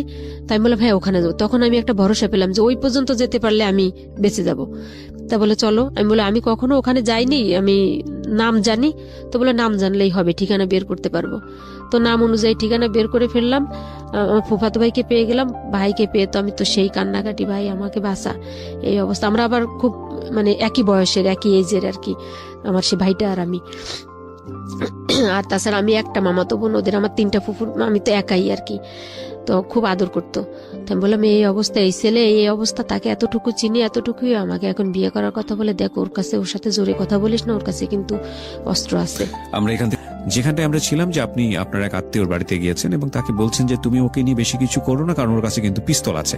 এই আত্মীয়টা কি ছিল আপনার? আমার ফুফাতো ভাই, মেজো ফুফুর ছেলে। হ্যাঁ, ওকে, ঠিক আছে। উনি ওখানে যেতে রাজি হলো কেন শোয়েব? যেহেতু ওই যে আমার চাচা বলে, আমার চাচি বলে দিয়েছে, আর আমার ভাবি, যে ওর ওখানে গার্জিয়ান আছে। আচ্ছা। এটা তুমি যদি ও যেতে না চায়, তুমি তো নিজের মতো করে ওকে ট্রাই করবা, ও যদি যেতে না চায় তখন ওখানে নিয়ে যাবা। আচ্ছা আচ্ছা। এটা তো আমি যেটা বলছিলাম প্রথমে, যে ও আমার সাথে অশালীন কোনো যে এখনকার আচরণ ওটা করতেছে না। তো না করার পরে তো ভাইকে ওটা বলার পরে তা ভাই বললো যাস, আমি দেখতেছি, তুই রুমে যা, তোর ভাবির কাছে যা, আমি ওর সাথে কথা বলি, ওকে রাস্তায় নিয়ে কথা বলি। তো ওই ভাইকে নিয়ে রাস্তায় গিয়ে কথা বলো। কতক্ষণ পর আমার ভাই এসে বলে কি তোর সমস্যা কি? আমি তো খোঁজ নিলাম, ও তো ভালো বংশের ছেলে, ভালো ছেলে, চেহারা ভালো, সবাই কনভিন্স হয়ে মানে যায়। টোটালি ও যে কি করে সবাইকে কনভিন্স করতেছে এবং ভাই, আরেকটা এটা ইন্টারেস্টিং ফ্যাক্ট হচ্ছে সবাই বোধহয় আপনাদের, আমি জানি না, আমি অনুমান করছি, এই যে দারিদ্র অবস্থা, হ্যাঁ, এটাকে মনে করতো যে না ঠিক আছে বিয়ে যদি হয়ে যায় তাহলে তো বেঁচেই গেল। আমি মনে করি যে এটাই হচ্ছে মূল একটা ঘটনা হতে পারে। আর তাছাড়া চেহারা ফেলে দেওয়ার মতো ছিল না, হ্যাঁ স্মার্ট ছিল, খুবই ভালো। এবং বংশমর্যাদা শোনাশুনির পরে বললো যে এটা যাই হোক, এখন আমি তো যে আল্লাহ, আমি যে একেবারে বিপদে একটা খড় পেলাম বাঁচার জন্য, তাও বাঁচলাম না, কিন্তু আমি বললাম যে আব্বা তো মেরে ফেলবে। তো এটা বলতে বলতে আমার কথা মুখে থাকতে থাকতে ও আমার ভাইকে নিয়ে, আমার ভাইয়ের শেলিকা, এদেরকে নিয়ে ও অলরেডি শপিং এ চলে গেছে। আমাকে অনেক রিকোয়েস্ট করলো, আমি বললাম আমি কোথাও যাব না। তখন ও বলে গেল যে ভাবিকে যে ওকে দেখে রেখো যেন চলে না যায়, মানে কোথাও। কিসের শপিং গেল আমি বুঝতেছি না, মানে ওদের কনভিন্স করার জন্য। ওদের পরে দেখি কতক্ষণ পরে খুলনা নিউ মার্কেট থেকে শপিং করে নিয়ে আসলো প্যান্ট, জুতা মুতা ইত্যাদি ইত্যাদি, আমার জন্য একটা বোরকার কাপড়, এরকম। এগুলো পাওয়ার পরে ওরা, আমার ভাইয়ের শ্বশুর, উনিও তো এখানকার একজন গণ্যমান্য ব্যক্তি, তো উনি বললেই আর কি বাসায় কাজে চলে আসলো। আমি তো সেই বাসায় ঢোকার সাথে সাথে কান্না করতেছি একভাব। তখন কাজী সাহেব বললো যে ওর গার্ডিয়ানকে। তখন আমার ভাবি বললো যে আমি ওর গার্ডিয়ান, আর সাথে আর একটা ছেলে, আর হচ্ছে ওর শোয়েবের পক্ষের গার্ডিয়ান হচ্ছে আমার ফুফাতো ভাই, মানে ও আমার লোকগুলাকে ওর করে নিয়েছে, মানে এত দূর আর কি ট্যালেন্টেড আর কি। এরকম করে যখন আর কি আমাকে সই করতে হলো, আমি সিগনেচার করার পরে আমার আর কিছু মনে নাই। যখন আমার মনে হলো তখন ফজরের আজান দিয়ে দিয়েছে আর কি, মানে যখন আমার সেন্স আসলো আর আমি একা, তখন দেখলাম আমার ভাইয়ের শাশুড়ি, আমার ভাইয়ের বউ, একটা ডাক্তার, মানে নার্স আর কি, এরা আমার কাছে বসা। আমি নাকি অনেক অসুস্থ হয়ে গেছিলাম আর কি, সেন্সলেস হয়ে গেছিলাম। মানে আমার একটা টেনশন কাজ করতেছে যে এত দরিদ্রতার ভিতরে আব্বা আমাকে এত কষ্ট করে, যে আমার আব্বা একটা তখনকার শিক্ষিত মানুষ, আমাকে রিক্সা চালিয়ে, আমার আব্বা যখন আমি যে ইন্টার পড়তাম বা অনার্স, এই যে ফার্স্ট ইয়ারে পড়ছি, এই যখন আমার বিয়ে হয় তখন আমি অনার্সের অলরেডি ফাইনাল পরীক্ষা দেওয়া হয়ে গেছে, মানে সেকেন্ড ইয়ারে ওঠার জন্য। তো আমার আব্বা বই কিনতে যেতেন, রিক্সা দাঁড় করায় রাখে বই যখন কিনতে যেত, তখন রিক্সাওয়ালা ভেবে সবাই বলতো আপনি এই বই দিয়ে কি করবেন, আপনি বইয়ের নাম জানলেন কিভাবে। তো এখন এই নিয়েই আর কি আমার বেশি টেনশন হচ্ছে। কিন্তু ও পরের দিন ওখানে এক রাত থাকলো ওই ফুপুর বাড়িতে। তো আমি বললাম আমি বাড়ি যাবো, আগে আমি বাড়ি যাবো। তো বললো যে চলো বাড়ি যাই। তো আমি বললাম যে জবাই তো দেবে সবাইকেই ধরে আব্বা। তো আব্বা বাড়ি গেল, মানে বাড়ি গেলাম আমরা, ও আমাকে আগে বাড়ি পাঠাই দিল, মানে আমাদের রাস্তা থেকে। তখন আমার আরো বেশি ভয় লাগলো যে আল্লাহ আমাকে একা পাঠাই দিল, আমার তো বিয়ে হয়ে গেছে, এখন হচ্ছে ও যদি না আসে আর তাহলে কি হবে। আবার আমি তো একা জানি না, আমার ফুফাতো ভাই জানে। এরকম কনফিউশন। বাড়ির ভিতরে ঢোকার পরে হচ্ছে দেখি 10-15 মিনিটের ভিতরে আর কি ও আমার পিছনে পিছনে আর কি ও আসে, কিন্তু ওইগুলো আমি দেখিনি। আসার পরে তো বললো যে, ওই ভাবিকে বললো যে ভাবি আমরা বিয়ে করছি। আমার মা তো ভাইয়া সেই যে দৃশ্য, সেটা আমার জীবনে ভোলার না। সে মা একটা চিৎকার দিয়ে যে সেই গড়াগড়ি করে কান্না, সে কান্না পৃথিবীর আকাশ পাতাল ভারী করা কান্না। মা বললো যে তুই কি এটা কি করলি, যে আমাদের জীবন তো এখনো সেই কলার পাতায়। তো আমি একটা পরের ছেলে, আমি ওকে মানে কোথায় বসতে দিব, বা তোদের কোথায় রাখবো, বা তুই এখন বিয়ে করলি আমাদের সবকিছু অন্ধকার করে দিয়ে, যে আর তো আমাদের তো সেই ভিখারি থাকা লাগবে, মানে তোরে নিয়ে কত স্বপ্ন ছিল। তো আমি আর কি করবো, আমি মায়ের কাছে মানে ভয়তে, আমি তো নিজের ভিতরে নিজের ভয়ে আমি বাঁচি না, কিন্তু মায়ের এই আর্তনাদ গুলো মানে আমার আরো বেশি মানে মানে কি বলা যায়, মানে কাতর করে দিচ্ছে। আমি মায়ের সামনে দাঁড়াতে পারতেছি না, যে মা বোধহয় আমাকে এখনই মেরে ফেলবে। তো আমার ফুপু অলরেডি তখন ওখানে আসে, তখন ফুপু বুঝাতে লাগলো। আমার চাচা চাচি তো সেই খুশি, তখন তারা মাকে বুঝালো। তখন মা শুধু বললো ও যেন আমার সামনে আসে না। আব্বা বাড়ি চলে আসলো। তো দেখলাম যে আব্বাকেও কনভিন্স করে ফেলছে। তো আব্বাকে কনভিন্স, কিন্তু আব্বা মাথায় হাত দিয়ে অনেকক্ষণ বসে থাকলাম। আমি আব্বাকে কখনো কাঁদতে দেখিনি ভাইয়া। আমার এই বয়সে আব্বাকে আমি হাউমাউ করে আমি জীবনে 2 দিন কি 3 দিন কাঁদতে দেখছি। মানে আমার এখন 36 ইয়ার চলে বয়স। আমি এই 3 দিন, আমার এই লাইফে আমি আব্বাকে 3 দিন কাঁদতে দেখছি। তো আব্বা মাথায় হাত দিয়ে মানে বসেই আছে, মানে 2 মাথায় 2 হাত দিয়ে। আমি আর আব্বার কাছে আসছি না। বললো যে বাবা ভুল করছি, ওর দোষ না, ও এখনো আমাকে মেনে নিতে পারতেছে না, তা আপনারা আমার বাড়ির খোঁজ খবর নিয়ে দেখেন। তা বললো যে যাই হোক, যা হবার তা তো হলোই, দেখি এখন কি করা যায়। তো তুমি তো আমার সবকিছু দেখলা জানলা, তুমি আমার এই সর্বনাশটা কেন করলা? তা আমার একটা ঘর নাই। তখন কি জানতে পেরেছে আপনার ফ্যামিলি সব মেম্বাররা যে ওর সর্বহারা? না, ওটা কেউ জানে না, ওটা কেউ জানে না। ওটা শুধু আমি, ওই শব্দটা আমিই জানি। এটা বলার, এবং তখন অলরেডি ও হচ্ছে ওয়ান্টেড বলতে মানে পুলিশের জায়গা থেকে wanted? তখন হ্যাঁ পুলিশের জায়গা থেকে, এবং হচ্ছে যখন প্রথম বিএনপি সরকার যে চিরুনি অভিযান চালায়, আচ্ছা, যে তখন লিস্টেড যে থাকে, ও হচ্ছে সেই লিস্টের লিস্টেড আসামি ছিল। এবং ওর যে এই যে মানে বিয়ে করার এই মূল উদ্দেশ্যটা, ওর একটা শেল্টারের দরকার ছিল, যে এমন একটা জায়গায় একটা শেল্টার নিবে যে যেখানে ও থাকতে পারবে, মানে এরকম যে ওকে দেখবে না, কেউ ধরতে পারবে না, এলাকা ছাড়া বাইরে, এরকম। এই জন্য ওর এত মানে আগ্রহ যে আমাদের কিছু নেই, তারপরে তো বললো যে এরকম দুর্বল একটা জায়গায় আঘাত করলো, মানে আসলো যে যেখানে ওকে অ্যাভয়েড করার মতো ক্ষমতা কারো না থাকে, মানে এরকম মানে কুল ব্রেনের আর কি চিন্তা ভাবনা করে ও আগালো। পরে এভাবে চলছে। এখন আমি পড়াশোনা চালাচ্ছি, কিন্তু ওই ভাইয়ের ঘরের একটা পিছনের বারান্দার একটা রুমে ওখানে আমরা থাকতাম, আমাদের ঘরে তো থাকার জায়গা নেই। তো আমার ওই চাচাতো ভাইটা বাড়িতে আসলো, বাড়িতে আসার পরে মানে সংক্ষেপেই বলি, ও আসার পরে ও আমাদেরকে মানে ওর ঘর থেকে নামাই দিল। মানে ওর ভিতরে আর একটা টেন্ডেন্সি ছিল, কি খুব খারাপ উদ্দেশ্য ছিল আমাকে নিয়ে, যে কোনো কালে ও চাচাতো মানে আমার আব্বা তো খুব নিডি, তো যে কোনো সময় হয়তো আমি পড়াশোনা করতেছি, এরকম আমি বড় হয়েছি, তো ও যেখানে একটা প্রলোভন দেখায়, ও হয়তো আবার আমাকেও বিয়ের প্রস্তাব দিবে বা বলবে যে চাচা ওকে আমাকে দাও, মানে এরকমের একটা টেন্ডেন্সি। চাচাতো ভাই খুব বয়স্ক, মানে ও এরকম শয়তান কোয়ালিটির, কিন্তু এটা তো কখনোই বুঝতে পারতাম না, জীবনে কখনো কল্পনাও করিনি। ও যার কারণে ওই যখন দেখলো যে বাড়ি এসে আমার বিয়ে হয়ে গেছে, তখন হচ্ছে আমাদের ওর ঘর থেকে তো নামাই দিল, আর আব্বাকেও খুব ভাবে আপনাদের নামে দিল, মানে ওর ঘরেই মোটামুটি আশ্রয় ছিলেন আপনারা? হ্যাঁ, ওর ঘরের পিছনে বারান্দাটা থেকে বের করে দিল আপনাদেরকে? হ্যাঁ, পুরো ফ্যামিলিকে? মানে না, আমার বাবা মা তো পাশের ঘরে ওই যে ছোট একটা দোচালা একটা কুড়ে ঘরের ভিতরে থাকে, তো ওখানে তো জামাই নিয়ে থাকা যাবে না। আর ও তো বেসিক্যালি আমাকে ওর বাড়িতে নেয়নি, ও তো আমার বাড়িতেই, আমার বাবার বাড়িতে। আচ্ছা, মানে শোয়েব? হ্যাঁ, শোয়েব। এখন তো ওখানে বললো যে আচ্ছা সমস্যা নাই। ও তখন করলো আমাদের বাজারে গেল, আমাদের ওখানকার বাজারে। হ্যাঁ, বাজারে যাওয়ার পরে হচ্ছে একটা টিনের দোকানে গেল, টিনের দোকানে গিয়ে হচ্ছে 2 বান টিন নিল। তা বললো যে আমি এই টিনটার টাকা আমি বিকেলে পৌঁছায় দিচ্ছি। টিনের দোকানিকেও কিভাবে, মানে আমি যেখানেই দেখতেছি ওকে, আমি তত অবাক হচ্ছে যে সবাইকে কেমন যেন সবকিছু, মানে কেউ ওকে দেখে না, চেনে না, কিছু না, অমনি ফট করে 2 বান টিন বাকি দিয়ে দিল। বললো যে ওই যে মানে চটা দিয়ে মোটামুটি 2 চাল করি আর বেড়া দিয়ে দিই, তো এভাবে আমরা সবাই থাকতে পারবো একটা ঘরের ভিতরে। ঘরের জায়গা তো আমাদেরই, যে ঘরের পরে কুড়ে ঘরটা ছিল আর কি, ওইটা চেঞ্জ করে ফেললো।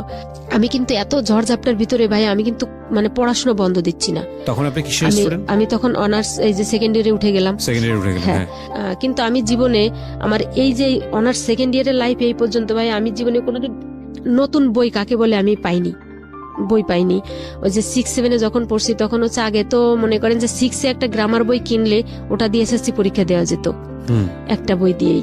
তো আমি ওই যে 7-8 বছরের পুরনো যারা 7-এ পড়ে ফেলে রাখছে বই, ওইগুলা কিনতাম সেট ধরে 30, 40, 50, 60, 70, 80 এরকম টাকা এরকম দিয়ে। তো ওরকম করে। আর হচ্ছে আমার কলেজ লাইফে এখনো খোঁজ নিলে দেখা যাবে বাগেরহাট পিসি কলেজে এ যাবৎকালেও মনে হয় সর্বরেকর্ড হচ্ছে আমার, যে লাইব্রেরি থেকে সেমিনার থেকে বই নেওয়া, কারণ আমার তো কিনে পড়ার অ্যাবিলিটি নাই, আমি ওখান থেকে নিয়ে পড়তাম। ম্যাক্সিমাম সময় আমি লাইব্রেরিতে বসে যে নোটগুলো করতাম, এরকম টিচারদের ডিস্টার্ব করতাম। স্যাররা বসে আসছে সবাই, যে স্যার আমাকে এটা একটু দেখা দেন। স্যাররাও মানে অবাক হতো যে এরকম স্টুডেন্টরা ডিস্টার্ব করে, কিন্তু আমি যে কেন ডিস্টার্ব করি এটা তো স্যারদের বুঝতে দিতাম না। এরকম করে পড়াশোনা চালাচ্ছি, যে স্কাউট করতে যেতাম, ওখান থেকে সনদ, এরকম করে। যাই হোক, ও করলো কি আমাকে ওই যে অনার্স সেকেন্ড ইয়ারে তখন আমাকে কিছু বই কিনে দিল। আমি যেহেতু বাংলাতে, খুলনায় এসে আমাকে 7-8টা বই কিনে দিল। এই যে ফার্স্ট আমার জীবনে প্রথম নতুন বই ভাই, মানে পৃথিবীর, মানে মনে হচ্ছে আমি পৃথিবী হাতে পেয়েছি। মানে ওর প্রতি আমার আর কোনো রাগ দুঃখ কোনো কিছু নাই। আমি যে নতুন বই, আমি সারাক্ষণ বইগুলোর ঘ্রাণ শুকতাম, যে নতুন বই এরকম। আর চেয়ার টেবিল তো ছিল না, ওই যে মাটিতে বসে ওই যে তাল পাতার চাচে ওখানে বসে পড়তাম। আর যদি দেখতাম যে আমার অন্য চাচাতো ভাই বোনেরা পড়ছে, তো ওর ওখানে তখন তো কেরোসিনের কুপি বাতি এরকম হারিকেন ওরকম, তো ওদের পাশে গিয়ে আসতে ওরা জোরে জোরে পড়তো। তো আমার আবার জোরে পড়া যাবে না, আমি জোরে পড়লে ওদের ডিস্টার্ব হবে, ওদের পড়া হবে না, ওর মারা বাবারা চিল্লাপিল্লি করে। তো আমি বইটা খুলে নিয়ে শুধু চোখ বুলাতাম, মানে ওদের আলোতে। আমাদের ঘরে কেরোসিন নাই, মানে বাতি জ্বালানোর এরকম। তো যখন এই যে শোয়েব আসলো আমাদের ঘরে, তো এই কষ্টটা আর থাকলো না। ও এরকম কি করলো, আমাকে ওই যে বই কিনে দিল। বই কিনে দেওয়ার পরে এখন আমার কলেজে যেতে 20 টাকা খরচ হয়। এখন রিক্সায় যায়, বাসের জন্য দাঁড়ায় থাকা লাগে না, মানে এপার থেকে রিক্সায় যেতে পারি। তো ও কিন্তু কন্টিনিউ আমাদের এখানে থাকতেছে, আমাদের এখান থেকে যাচ্ছে না। তাই আমি বলি এটা তো ভালো দেখায় না, তুমি চলে যাও অথবা তুমি নিয়ে গিয়ে বা তুমি আমাকে নিয়ে কোথাও বাগেরহাটের ভিতরে একটা তোমার তো রিলেটিভ আছে থাকো। তো বললো যে না, এখান থেকে তোমার পড়াশোনা করা, মানে অনেক বুঝ দিত। এর ভিতরে হচ্ছে আমার বেবি কনসেপ্ট হয়। বিয়ের কতদিন পরে, মানে কত মাস পরে? এটা হচ্ছে 2002 সালে হচ্ছে 23 অক্টোবর আমার বিয়ে হয়। আর হচ্ছে জানুয়ারি 2004 সালের 8 জানুয়ারি আমার মেয়ে হয়। তার মানে এটা কি সিচুয়েশনাল ছিল, মানে আপনাদের ওয়ান্টেড ছিল না, আলটিমেটলি সিচুয়েশনাল হয়ে গেছে? হ্যাঁ, এটা আর ওটা তো চিন্তা করতাম না। এখন এটা এর মধ্যে আপনার হলো ওই শ্বশুর বাড়িতে যোগাযোগ করা, জানানো, কিচ্ছু চেষ্টা করেনি আপনার বাবা মা? জানছে, এতটুকুই জানতে পারছে যে হচ্ছে ছেলে খুব বংশীয় এবং তাদের বাড়ি ঘর দরজাও চিনে এবং ওরা খুবই বড় লোক, খুবই প্রভাবশালী। এখন তো বললো যে বাচ্চা হয়ে যাচ্ছে, আপনাদের তো উচিত ছিল সেখানে গিয়ে। হ্যাঁ, এই বাচ্চা হওয়ার একটু আগে বলি। তো এরকম বিয়ের কিছুদিন পরে বলতে যে 3-4 মাস পরে হঠাৎ করে একটা মেয়ে আসলো আমাদের বাড়িতে। হচ্ছে ওই যে লাবলু প্রথম এট ফার্স্টে যে ছেলেটা পরিচয় করায় দিছিল, ওই ছেলেটা সহকারে। তখনও আমাদের বাড়িতেই, তখন লাবলু সাহেব উনি একটা মেয়েকে সাথে করে নিয়ে আসছেন। সে মেয়েটাও অনেক সুন্দর, অনেক লম্বা টম্বা নিয়ে আসলো। এখন বললো যে এটা হচ্ছে শোয়েবের বউ, এটা বললো। শোয়েবের বউ? হ্যাঁ। এখন শোয়েব তখন কোথায়? শোয়েব আমাদের ঘরে, আমি দেখলাম যে ঘরে, কিন্তু যখন ওই যে লোকজন হই হুল্লো করে, আর গ্রামে তো একটা কিছু হলেই লোকের জড়ো হয়ে যায় স্বাভাবিকভাবে। আর যেহেতু ওই বাড়ির, আর মূলত ভাইয়া যে কথাগুলো অনেক ছেড়ে গেছি, সেই কথাগুলো হচ্ছে যখন আমার বিয়ে হলো তখন গ্রামের সবাই খুব আশাহত। আর আমি গ্রামের ভিতরে হচ্ছে ওই যে বাল্য বিবাহ, তারপর হচ্ছে বহু বিবাহ, এগুলোর বিরুদ্ধে কথা বলতাম। আর হচ্ছে গ্রামে যে ওই যে ইনজেকশন দেওয়ার যে ব্যাপারগুলো থাকতো, যে রাত বিরেতে যে ওই কার ডায়রিয়া হলো বা কার স্যালাইন দেওয়া লাগবে, এই কাজগুলো আমি করতাম। আমি কিন্তু কোনো পেশাদারি কোনো ট্রেনিং নেওয়া না, কিন্তু কেন যেন আমি করতে পারতাম। হচ্ছে এরকম। আপনি যখন এরকম ঘটনা ঘটিয়ে ফেলেছেন তখন সবাই আঙ্গুল তুলতো আপনার দিকে। এর মধ্যে চলে আসলো আরেকটা বউ সহ। এখন কিন্তু আমি ওকে দেখলাম যে ঘরে, আমি আবার যখন ওরা আসলো বললো যে শোয়েব কই, আমি ঘরে ঢুকলাম, নাই। পরে দেখি যে লোকজন, ওরা তো সবাই রাস্তায় চলে গেছে, লোকটোক জড়ো করছে যে এই অবস্থায়। তো ওই মেয়েটা আমার সাথে যদি শান্ত মানে সুস্থভাবে কথা বলতো আমার সাথে, সে আমার সাথে কোনো কথা বলেনি, বা আমি তাকে দেখতেও পাইনি, ওই যে শুধু এক নজর দেখেছি। তো রাস্তায় ওই লাবু নিয়ে চলে গেল, লাবলু। পরে কথা বললেন না মেয়েটার সঙ্গে?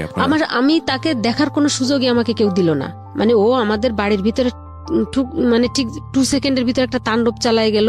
যেহেতু ওই হচ্ছে আলিমের বোন, সর্বহারা, যে মানে ওই যে মোস্ট, মানে এটা নাম বললেও অসুবিধা হবে না ভাইয়া, সেটা হচ্ছে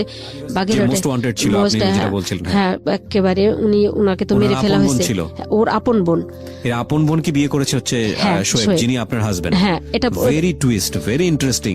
হয়তো আজকে আমরা আমাদের অনুষ্ঠানে এই নামটা প্রচার করছি না অনুষ্ঠানের স্বার্থের জায়গাটি থেকে, মানে বিষয়টা আমি একটু সংক্ষিপ্ত করে বলছি।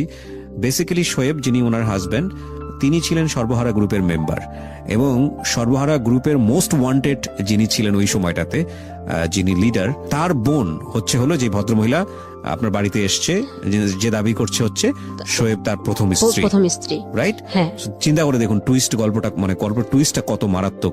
ওকে, এখন ওখানে বলার পর ও মানে অনেক লোকজন জড়ো করে ফেলছে, এবং অলরেডি ওরকম কথা বলতে বলতে বের হয়ে গেল। মানে এটা জাস্ট পাবলিসিটি করার দরকার যে ওর একটা বউ আছে, আসছিলাম, এবং বললো যে ওকে ধরতে পারলে তো ওর তো 22 টুকরা করবো, মানে এরকম কথাবার্তা বলে বউ বলতেছে। হ্যাঁ, তো আমার কথা আর কিছু বললো টললো না, চলে গেল। এখন তো ভাইয়া মানে মনে করেন যে আমাদের আর বাকি আর কিছু থাকলো না, যে সর্বশেষ যে সম্মানটুকু ছিল বা শেষ আশা ভরসা ছিল, এগুলো গেল। আব্বা ভাবলো যে মেয়েটা মানে সাডেনলি বিয়েও হলো এবং সংসারটাও ভাঙলো। 3 মাস পরের ঘটনা। ও অলরেডি চলে গেল আমার মেজো ফুপু বাড়ি। চলে গিয়ে ওখান থেকে একটা লোক পাঠালো, মানে আমার ফুফাতো বোনের মেয়েকে, যে তোমার খালাকে নিয়ে আসো। তখন জানতে পারলাম যে ওই বাড়িতে, তখন তো মনে করেন যে একেবারে ফুল রাগে, এবং যে আজকেই ওর সাথে শেষ। তখন আমি বললাম, ও এর আগে কি করলো, ফুফুকে কনভিন্স করে রাখলো যে ফুফু দেখেন, ও আসার পরে কিন্তু এত বলবে, আমার আরো বিয়ে আছে, অমুক আছে, আমি এইটা করি সেইটা করি, দেখে না পাগলের মতো কত কিছু বলে। আমি তো যে একেবারে ফুল, যা বলছে আমি সেটাই বলে দিচ্ছি। এবং ওর আরো একটা বিয়ে আছে, ওই আলী হোসেনের বোনের পরে আরো একটা বিয়ে আছে। তৎকালীন সময় আমাদের ওখানকার ডিসি সাহেব ছিলেন পিউস কস্তা, উনিও একটা মেয়েকে পছন্দ করতেন, সেই মেয়েটাকে ওই শোয়েব বিয়ে করছিল এবং মেয়েটা হিন্দু ছিল। এখন মেয়েটা হয়তো ঢাকার কোথাও কোনো একটা হসপিটালের সিনিয়র নার্স হয়ে গেছে। আজকে হয়তো যদি কোনো কারণে দৈবক্রমে গল্প শোনে তাহলে হয়তো বুঝতে পারবে। যাই হোক, তো এটা আপনি জেনেছেন কবে? সেকেন্ড বিয়েটার খবর জানছেন কবে? সেকেন্ড বিয়েটার খবর হচ্ছে আমি যখন আমার এই মেয়েটা মানে আমার বেবিটা যখন হয়, আমি যখন ওদের বাড়িতে যাই ঠিক তখন এই ঘটনাগুলো আমি জানি। আমরা সিরিয়ালে যাই। হ্যাঁ, তারপর তো এটা বলার পরে তখন ও আমাকে অনেক কথা বলে আমাকে কনভিন্স করে, ফুফু দেখলেন, আমি বললাম না। তখন ফুফু আমার বলে, তুই কি পাগল হয়েছিস? কোন জায়গার আগের কালের বুড়ো মানুষ, তো কোন জায়গার কোন আউল বাউল গল্পগুলো শুনে কোন শয়তান পয়তানে কি বললো তুই শুনে জামাইয়ের পরে এরকম চেতাচেতি শুরু করছিস। তাই আমি কই, ফুফু তুমি চেনো না ওরে, এরকম শয়তান। পরে ওই পথে ওর বাড়ি চলে গেল। ফুফুকে কি বলে আমি সকালবেলা আমার বাড়িতে চলে আসলাম। তো মা ওরা সবাই চিন্তিত, সবাই এই যে কি হলো বা কি দেখি এইগুলা। তাই বললাম এগুলো বাদ দাও, এগুলো আর কোনো কথা বলো না, আমি কলেজে যাই ঠিক মতো। একদিন পরেও আবার আমাদের বাড়িতে চলে আসলো। আচ্ছা, চলে আসার পরে বললো যে এগুলো কোনো কিছু না, এগুলো হচ্ছে আমার শত্রুপক্ষ, অমুক সমুক এই সেই, মানে যেগুলো বলা। এখন ওর কথা আর কেউ বিশ্বাস করে না। এখন ওই একদিন পরে আমাদের বাড়ি থেকে আমার বাড়ি আসার পরে ও আমাকে সার্বক্ষণিক 24 ঘন্টা খুব চেকে রাখে, মনিটর করে। হ্যাঁ, এবং আমি হচ্ছে ভাবিকে বললাম যে ভাবি এগুলো এখন আমার তো কিছু প্রোটেকশন দরকার আছে, কারণ এই মুহূর্তে তো বাচ্চা নেওয়া কোনো মতেই সম্ভব না।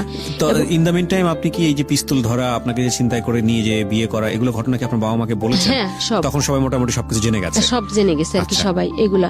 এখন বলো যে এখন তো ভালো, ও এটা বলে কনভিন্স করে যে আমি ভালো হতে চাইলে আপনারা আমাকে সুযোগ দিবেন না।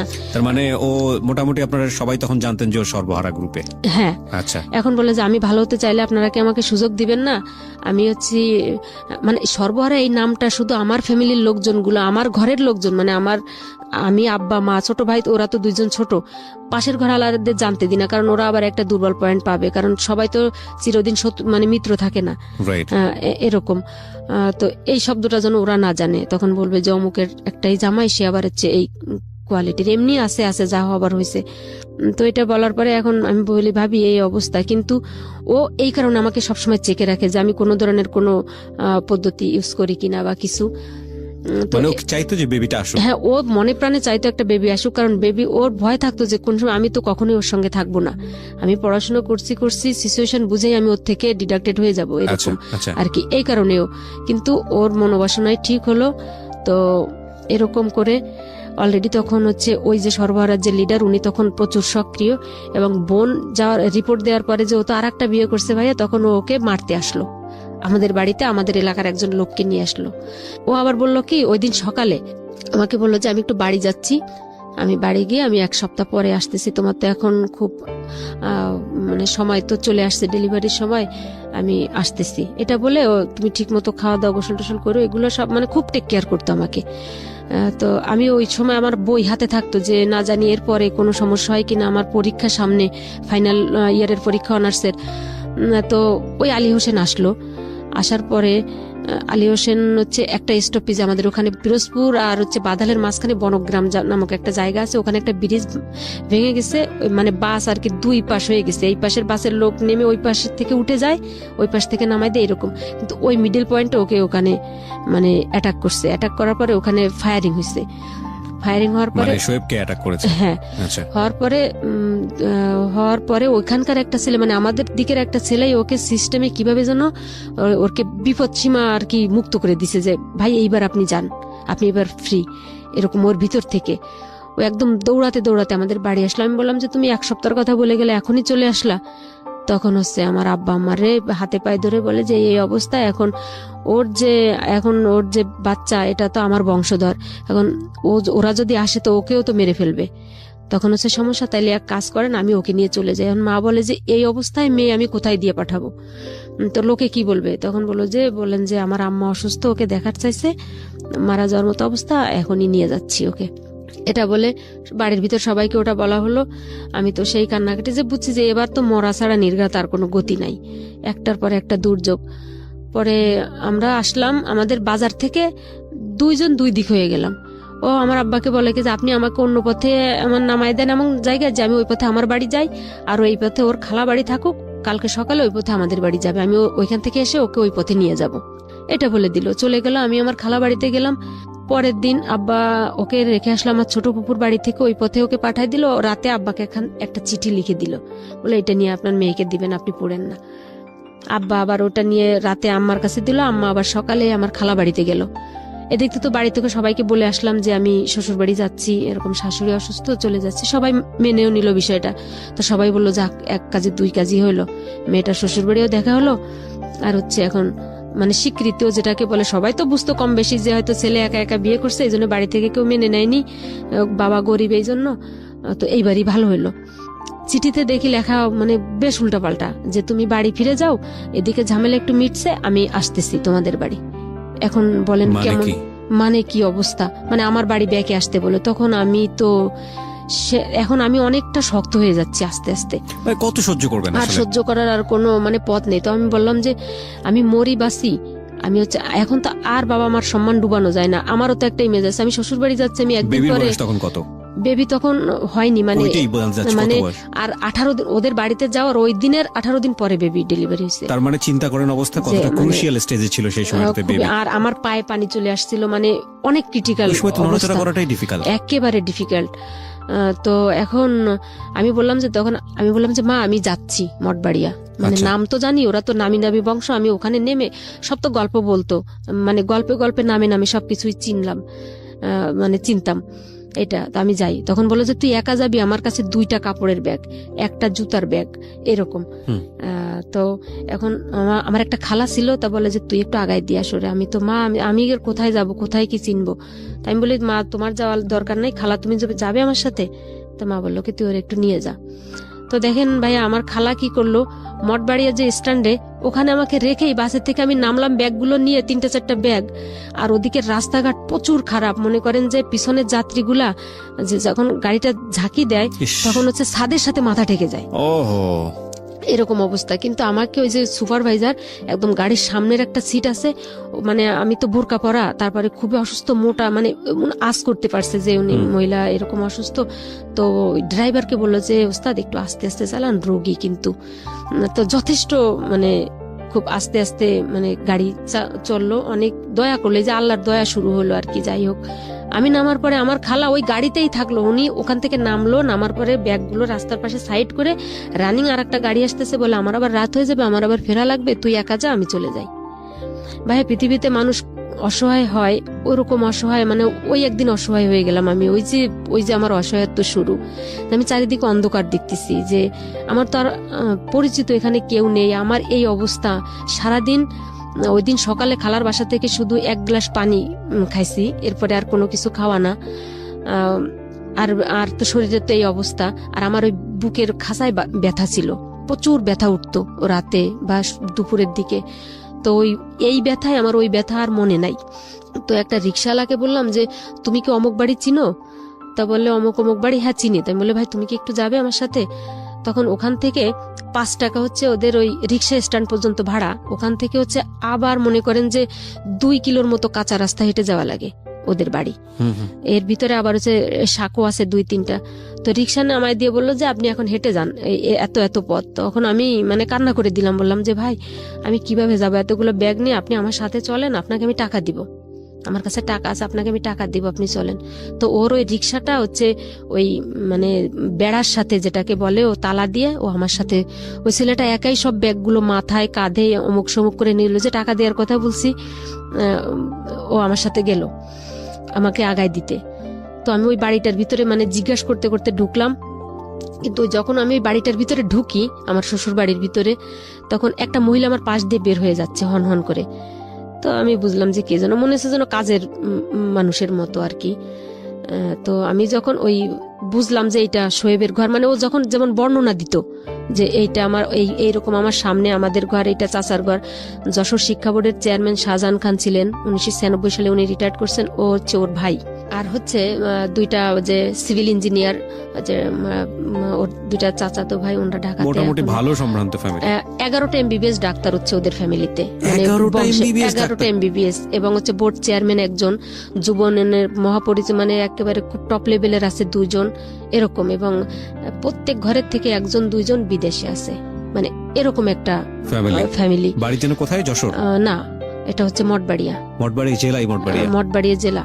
তো একটাই ও হচ্ছে আর কি মানে ফ্যামিলি কি গোষ্ঠী থেকে বিচ্ছিন্ন আর কি একটা ব্যক্তি, মানে ওর ছোটবেলা থেকে নাকি ওর কার্যকলাপ এরকম। সেই ছিল শোয়েব। বাড়িতে ঢুকতে যাচ্ছেন আপনি, এবং বাড়িতে ঢোকার পরে কি অবস্থা দাঁড়াবে, এবং আপনি তখন 9 মান্থ প্রেগন্যান্ট। হ্যাঁ, চিন্তা করতে থাকুন, দেখুন গল্পটা এখন আবার কোথায় এসে দাঁড়িয়েছে। ফিরছি একটা অবস্থা। হ্যাঁ, এখন বাড়িতে ঢুকলাম, এখন আমি তো অসুস্থ হয়ে গেছি, 2 কিলো মানে হাঁটা, সে তো এরকম একটা ব্যাগ নিয়ে, এবং আমি তো অসুস্থ, আরো বোরকা পরা গরমে, আর নিচে আবার শাড়ি পরা, এই অবস্থা মানে সব মিলে। তো ওই যে সিঁড়িটা দেখে আমি রিক্সাওয়ালাকে বললাম যে ব্যাগগুলো এখানে রাখো, আমি বসে পড়লাম। সামনে সিঁড়ি, বাঁধানো সিঁড়ি, হচ্ছে মানে বিল্ডিং একতলা। আমি বসলাম, বসার পরে ওই মহিলা আবার ব্যাকে চলে আসলো, পিছনের থেকে ঘরের ভিতরে ঢুকলো, মানে ওনাকে ঢুকতে দেখলাম। তো বললাম যে এটা কারা? তো বললো যে এখন আমি কাকে, আমি কি বলবো? তখন ওই রিক্সাওয়ালা বলছে এটা আপনার বউ মনে হয়, যে নাম বললো যে শোয়েবের বউ। এইটা যখন বললো, ওই মহিলা হচ্ছে বারান্দাতে ছিল, ঘরের ভিতরে চলে গেল, গিয়ে ভাইয়া হচ্ছে মানে 3 হাত 3.5 হাত একটা দাও ওইটা নিয়ে বের হলো, যে এক্ষুনি 2 টুকরা করে ফেলবো, যে ওর বউ আসলো কোত্থেকে। হ্যাঁ, ওর তো বউ আছে 2টা 3টা, ও হচ্ছে সেই বউরাও হচ্ছে আসামি, ডাকাতি মামলার আসামি, অমুক সমুক। ব্যাগগুলা আবার কি রিক্সাওয়ালার হাত থেকে নিয়ে ছুঁড়ে মানে কাদার ভিতরে ফেলে দিল, আর মানে আমাকে মারতে যাচ্ছে। তো এই অবস্থা। তো অলরেডি লোকজন জড়ো হয়ে গেছে, 2-4 জন মহিলারা, আর ওদের বাড়ি খুব পর্দানশীল, মানে হাজি বাড়ি বলে, যেটা আমার ওই পাশের বিল্ডিংটাই লাগোয়া বিল্ডিং, ওটা হচ্ছে ওই যে ইঞ্জিনিয়ারের বিল্ডিং, মানে আমার চাচা শ্বশুরের বিল্ডিং। তো ওনারা বাড়ির ভিতরে কেউ ওই মহিলাকে পছন্দ করতেন। ওই মহিলা হচ্ছে ওই শোয়েবের বাবার আর কি মানে দ্বিতীয় পক্ষের স্ত্রী, এবং অনেক আগলি আর কি, যেটাকে বলে, দেখলে মনে হয় না যে এনার এই ছেলে পেলেগুলা এরকম। আচ্ছা, উনি কি মানে শোয়েবের মা ছিলেন? আপন মা? হ্যাঁ, আপন মা, মানে খুবই একটা মানে ক্রুয়েল কোয়ালিটির চরিত্র। তো এটা বলার পরে মানে ওই গ্যাঞ্জাম দেখে আমার এখন মানে আমি আর বসে থাকতে পারছি না, মানে এখন এই মুহূর্তে যদি আমি শুয়ে না পড়ি তাহলে বোধহয় আমি মারা যাবো, আমার নিঃশ্বাস দম বন্ধ হয়ে আসছে। তো আমি মানে আর একটা মেয়ে দাঁড়ানো, আমি ওরকে 1 হাত দিয়ে ধরে, আমি যখন ওরকে ওই খাটের মানে বারান্দায় উঠে গেছি, বারান্দায় উঠে যখন খাটের সাথে বসে আমি অলরেডি ওই বোরকা খুলে ফেলছি, তখন দেখে যে মানে আমার এই অবস্থা। তখন সবাই বললো যে তুমি চিল্লাপাল্লা করো পরে, আগে এদিকে আসো, দেখো কি অবস্থা, এই বউয়ের তো এই খারাপ অবস্থা। মানে এটা দেখার পরে, এটা বলার পরে এই ভদ্রমহিলা আর কোনো চিল্লাপাল্লা নাই তার। আপনি যে কনসিভ করেছেন আপনি প্রেগন্যান্ট, এটা জানার পরে আর চিল্লাপাল্লা নেই? না, মানে আগের যে তার যে 2টা বিয়ে, মানে তার তো কোনো জায়গায় কোনো ছেলে মেয়ে নাই, বাচ্চা কাচ্চা হয়নি শোয়েবের। এটা দেখার পরে আমার মনে হয় এই কারণেই হয়তো মায়া হয়েছে। আর তাছাড়া এখন মানে দেখেছে যে আমি মানে মারা যাচ্ছি এই অবস্থা, তখন আমি ইশারা করে বললাম যে আমি একটু পানি খাবো। তা উনি বললো যে পানি দেওয়া যাবে না, মানে উনি বললো ভালোর জন্য যে এই সময় এই মুহূর্তেই পানি দেওয়া যাবে না, একটু ঠান্ডা হোক তারপরে।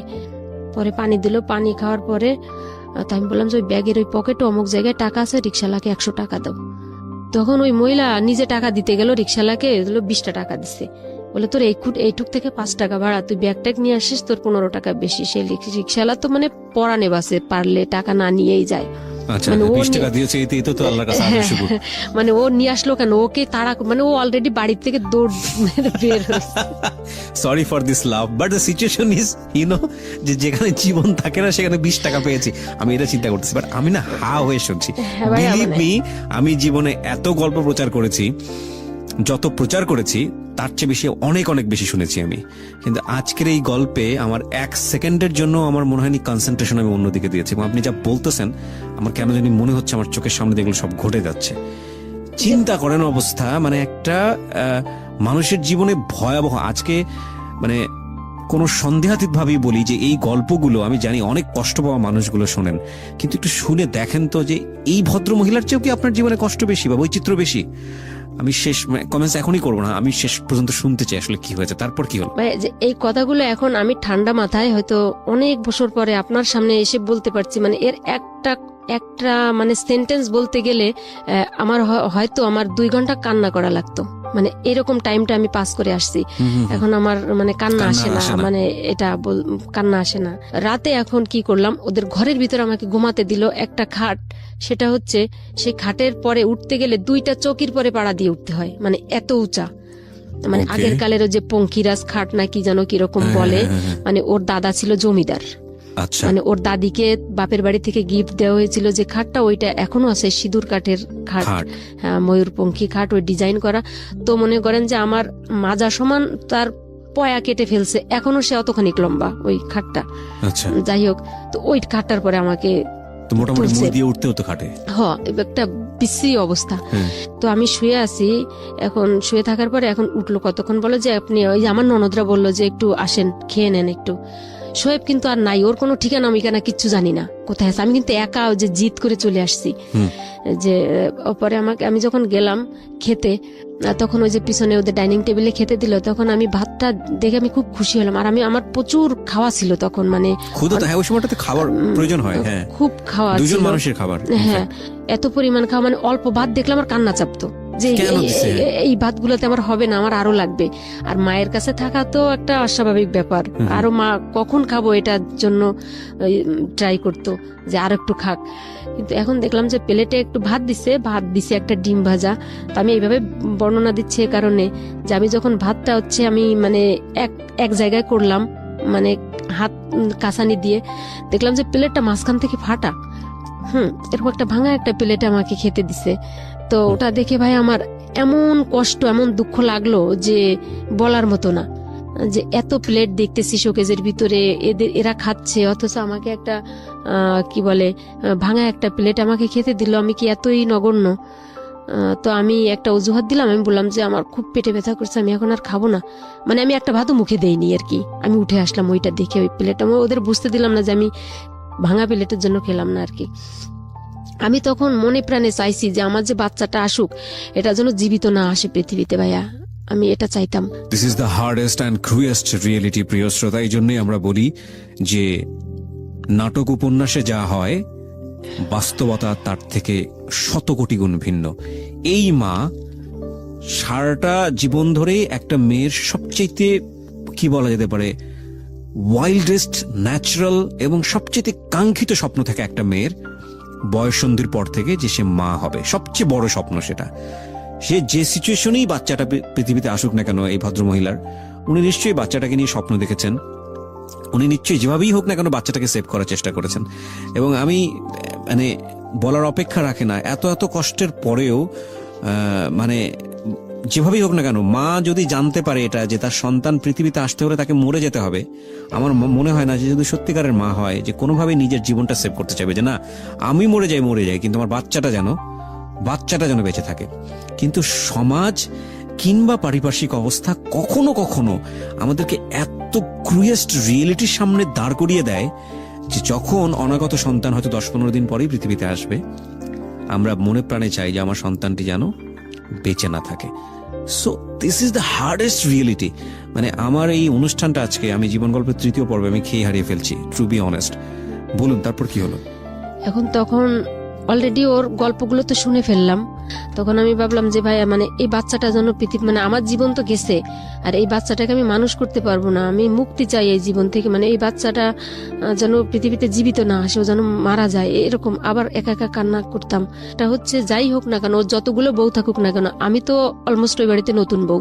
এরপরে আবার এই অবস্থা, সঙ্গত কারণে লোকজন আসে, মানে আমি শুয়ে থাকি অন্ধকারের ভিতরে, ঘরের ভিতরে, যে 4-5টা শীত কাপড় গায়ে দিয়ে এরকম। তো লোকজনের দেখতে আসে যে কেমন এই বউটা কেমন। তো সবাই দেখে আমার, কিন্তু ওই যে এত বিপদের ভিতরেও, ওই যে কাপড় চোপড়ের ভিতরেও আমার 2টা বই ওর ভিতরে ঢুকানো, যে না জানি আমি এর ডেলিভারির পরে কত অসুস্থ হয়ে আমাকে পড়াশোনা করতে হবে, আমার মাথায় এটা থাকতো সবসময়। ওরকম করে আমি রাত্রে খেলাম না, শুয়ে থাকলাম, কিন্তু রাতে প্রচুর ব্যথা, সারা রাত ওরা আমার হাত ধরাধরি করে হাঁটাহাঁটি করালো আর কি। তারপরের দিন সকালে 11টার দিকে দেখতেছি যে দূর থেকে যে শোয়েব বাড়িতে চলে আসছে। আচ্ছা, শোয়েব বাড়িতে চলে আসার সাথে সাথে ওর মা তো সেই চিল্লাপাল্লা শুরু করে দিছে। চিল্লাপাল্লার এক পর্যায়ে সে মানে কান্নাকাটি, হাসাহাসি, মানে এই অবস্থা। মানে এখন অলরেডি তারা খুশি যে তাদের বংশধর আসতেছে আর কি, এ কারণে খুশি তারা। তো যখন শোয়েব আমার সামনে আসলো, তখন আমার আর বলার কিছু না, আমি শুধু ভাই ওর মুখের দিকে তাকায় আছি। এবং আমি বললো যে ওরা খুব খারাপ কথা বলছে আম্মা, তাই না? আমি বললাম না, খারাপ কথা কোনো কিছু বলে নেই। আমি যদি হতাম ওনার জায়গায় তাহলে উনি তো অ্যাটেম্প করতে গেছেন যে উনি মানে কোপাবেন, মেরে ফেলবে, কিন্তু আমি হলে মেরেই দিতাম। আচ্ছা, কারণ যে তোমার যে ক্রিয়াকলাপগুলো এগুলো তো ভালো না। আর তুমি হচ্ছে আমার তো ওদিক থেকে ডুবাই দিয়ে আসছো সবকিছু, তারপর তুমি আমার ব্যাকে যেতে বলো বাড়ি। যাই হোক, ভালো হোক মন্দ হোক, আমি তোমার এখানে আসছি। ডেলিভারি হলে বাচ্চা যদি পৃথিবীতে আসে সুস্থভাবে ভালো, তাও আমি রেখে চলে যাব। যদি ডেথ অবস্থায় আসে তাও আমি চলে যাব। যতটুক মানে ইন্টেনশন ওকে নিয়ে ছিল বা কিছু, এখন আর আমি এখন নিজের সাথে কথা বলি না, শুধু ওই ডেলিভারি পর্যন্ত মানে ওয়েট করা লাগবে। মানে আমি এরকমের একটা কেমন শক্তর মতো হয়ে গেছি। যাই হোক, এরকম করতে করতে যেদিন আমার বাচ্চাটা ডেলিভারি হলো ওই দিন ও শোয়েব বাড়িতে ছিল না, আর ও বাড়িতে থাকতো না। ওকে কখন পুলিশ এসে ধরে বা কি দেখি, দিনে ঘোরাফেরি করতো কিন্তু রাতে অন্য কোথাও গিয়ে ঘুমাতো। তা আমার ওই ননদ ওরা থাকতো সাথে আমার। যাই হোক, বাচ্চা ডেলিভারি হলো বাসায় বসেই নর্মালে। ওই দিনও আমাদের বাড়িতেই ছিল। আমাদের বাড়িতে থাকার পরেও আমার কি কি জিনিসপত্র ছিল এগুলো নিয়ে আসলো। এখন বললো যে এই 18 দিন দেখে না, বাবা মা তো অলরেডি পাগল হয়ে গেছে যে কি অবস্থা, আমরা যাবো। ফোন মানে খবর দিল যে আমরা অমুক দিন আসছি। তো আমার পিরোজপুর চিনে তো না বাড়ি, পিরোজপুর পর্যন্ত আগায় নিয়ে আসতে গিয়ে গেল। তো বললো যে আপনারা এখন ফিরে বাড়ি যান, কোভিড তো একটা মেয়ে হয়েছে। তো বললো যে তুমি কি বলো, বাড়ি যাব মানে? তো বললো যে প্রিপারেশন আছে, নাতি দেখতে আসবে, বিয়াই বাড়ি, যাই হোক না কেন তোমার বাড়ি মানে যাওয়ার জন্য যদি আমার 50,000 টাকাও খরচ হয়, আমার জমি জমা যতটুকু আছে অতটুকু আমি বিক্রি করে তোমার মান রাখবা। তুমি যে আমার মান কি রাখলা সেটা তো বলার অপেক্ষা রাখে না। যাই হোক, আব্বা আমাকে আর রাখতে পারলো না, ওরা চলেই আসলো। তারা হচ্ছে 5,000 টাকা খরচ করে মানে প্রায় 15 কেজি মিষ্টি, কমলা, আপেল ইত্যাদি ইত্যাদি, মানে অল এভরিথিং এগুলো নিয়ে, মানে যাতে তারা বুঝতে না পারে যে ওর শ্বশুর বাড়ি খুব গরিব নিডি। আসলো। আসার পরে তো সেই কান্নাকাটি, আমারা একদিন মানে আসতে আসতে দুপুর হয়ে গেল, রাত থাকলো, সকালে চলে গেল। কিন্তু আমি তো ওই দিন থেকেই আমি অসুস্থ। দেখ, সে অনেক গল্প, অনেক কথা। আমি ওই টোটালি মেয়ের বয়স 56 দিন পর্যন্ত আর কি ওই বাড়িতেই ছিলাম। পরে আমার বাড়িতে ডাক্তার দেখার সুবিধার্থে চলে আসলাম। চলে আসার পরে আমি আমার এখানেই থাকি। কিন্তু ও হচ্ছে এইবার বললো কি যে তখন মেয়েটা কোথায়? মেয়েটা আমার কাছেই। আচ্ছা, মেয়েটাকে নিয়ে আপনি চলে আসলেন? হ্যাঁ, ওটাকে কি আর রাখা যায়? বাচ্চা তো এখন সবকিছু ভুলে গেছি ওকে দেখার পরে। বয়স কত এখন? ও এখন এবার 7-এ ফাইনাল দিচ্ছে। মানে ও গল্পটা শুনছে, ওকে জানে আজকে আপনি যা এগুলো বলছেন এখানে? হ্যাঁ, এত ইন ডিটেল জানে নাকি আজকে প্রথম সবকিছু জানছে? না, ওর এখন আমার মেয়েটা যে কিভাবে ওকে নিয়ে আসলে আপনি দেখতে পারতেন যে আল্লাহ আমাকে একটা লক্ষ্মী দিছে। বাহ, ঠিক আছে, আমরা সামনে দিকে আগাই। তারপর এখন ওইটা নিয়ে আসলাম। নিয়ে আসার পরে আমি আবার পড়াশোনা শুরু করে দিলাম। আমি তো অসুস্থ, ওর ভিতরে শুয়ে শুয়ে যে আমাকে পড়তে, কারণ আমি বুঝে গেছি যে এর সাথে আমার আর কোনো ফিউচার নাই। যার পরে তখন ও বললো কি যে এখন তো আমার বেবিটার ইতিমধ্যে 6 মাস। কোনো বউ পেয়েছিলেন নাকি? না, কোনো বউ পাননি? বিয়ে শাদী করেছেন সেটা জানতেন? হয়, সব আছে, কিন্তু সব ওই মানে একা একাই চলে যায়, কারণ কেউ থাকে না আসলে, কারণ ওই তো থাকে না এই আর কি। তারপরে হচ্ছে ওই বেবিটার বয়স 6 মাস হলো। মুখে ভাত দিলাম অনুষ্ঠান করে আমার বাড়িতেই, আমার বাবার সাধ্য মতো। কারণ আমাদের তখন হচ্ছে চাল কেনা লাগে না, ঘের মাছ আছে, নারকেল সুপারি টুকটাক যেগুলো হয় এগুলো দিয়ে বাজার হয় মোটামুটি করে গ্রামের ভিতরে যেভাবে, তাও 200-250 লোকের অ্যারেঞ্জমেন্ট করে আনুষ্ঠানিকভাবে আমার বাচ্চার মুখে ভাত দিলাম। ভাত দেওয়ার পরে ও বললো কি যে এখন তো কিছু করা লাগে, মানে ওর বড় ভাই যেটা, সে বললো যে ওকে তাহলে ঢাকাতে দিয়ে পাঠাও, আমরা ক্লিনিক করছি বাবার জায়গা বিক্রি করে, তো আসুক এখানে। বললাম ভালো, দেখো এবার লাইফ ঠিক হয় কিনা, তুমি চলে যাও। দিয়ে পাঠালো। তখন অলরেডি আমার অনার্স পরীক্ষা শুরু হয়ে গেল, ফাইনাল ইয়ারের। আমি পরীক্ষা দিচ্ছি। ও যাওয়ার পরে 1 মাসের ভিতরে 3 বার বাড়িতে আসলো, বাচ্চা রেখে আরো থাকতে পারছে না। তো বলে যে পরীক্ষাটা হোক তার নিয়ে যাব। তখন আমার ওই বড় ভাসুর যা বলে, ওর বড় ভাই বললো যে আমার শাশুড়িকে যে তোমার ছেলে বউ ঢাকায় নিয়ে আসো, কারণ এই ক্লিনিক রেখে নতুন ব্যবসা রেখে এরকম বারে বারে যাওয়া এটা ব্যবসার জন্য ক্ষতিকারক। তা বললো যে বউর তো পরীক্ষা দিক তারপরে যাক। এখন ভাই ওই যে পরীক্ষা তো হলো মানে মাস ব্যাপী, 1.5 মাস বসে পরীক্ষা হলো, কম্প্রিহেনসিভ টোটালি 1.5 মাস লাগলো। তো আমি বললাম যে আজকে তোমার পরীক্ষা শেষ। ও চলে আসলো। তো বললাম তাহলে চলো আমরা কালকে ঢাকায় যাই। এখন সে আমাকে আর ঢাকায় নিবে না। তো বলো তুমি এখানে থাকো, তোমার রেজাল্ট দিবে, তুমি মাস্টার্সে এখানে পড়বা। মানে এর ভিতরে অলরেডি ও আর একটা বিয়ে করে ফেলছে ঢাকাতেই।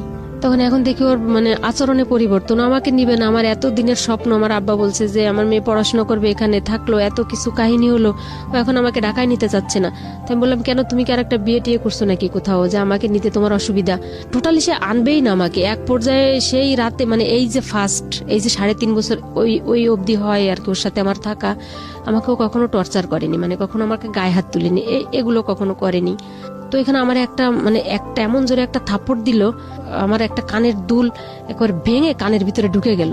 যে আমি যাওয়ার কথা কেন বললাম, যে আমার সে লোক কখনো আমাকে জোরে কথা বলে না, তো আজকে আমাকে গায়ে হাত তুললো, নিশ্চয়ই এর ভিতরে ঢাকার ভিতরে কোনো কাহিনী আছে, ঢাকা তো আমি যাবই।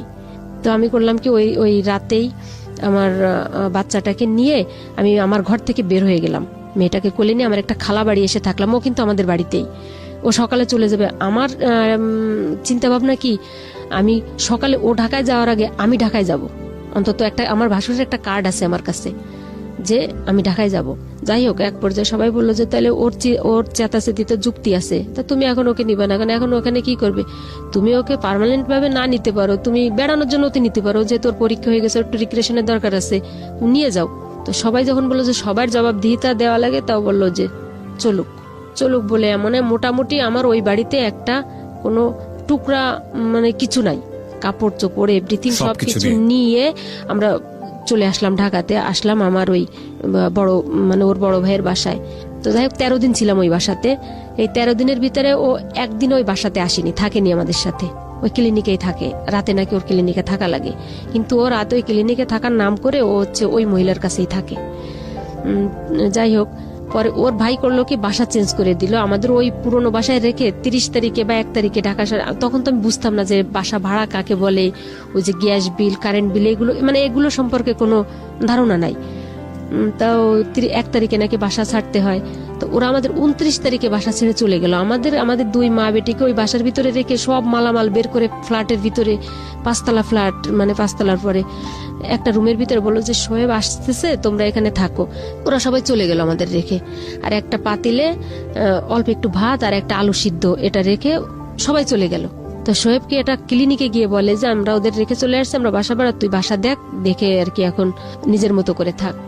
ওই ফাঁকা ঘরের ভিতরে ওই রাতটাতে এখন থাকা লাগবে, একদিনে কোথায় বাসা পাবে? আর ওকে কেই বা বাসা ভাড়া দিবে? কোনো ফার্নিচার নাই, মানে টোটালি কোনো কিছু নাই। একটা ব্যাগেজে একটা বাচ্চা নিয়ে কি করা, টাকা পয়সারও দরকার আছে।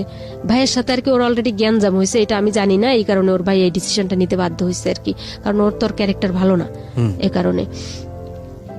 তো ওই রাতে আমরা ক্লিনিকে গেলাম, ওই যে ক্লিনিকে যে ডায়াগনস্টিক অ্যান্ড ক্লিনিক যে 11:30 ছিল মিরপুর, ওখানে।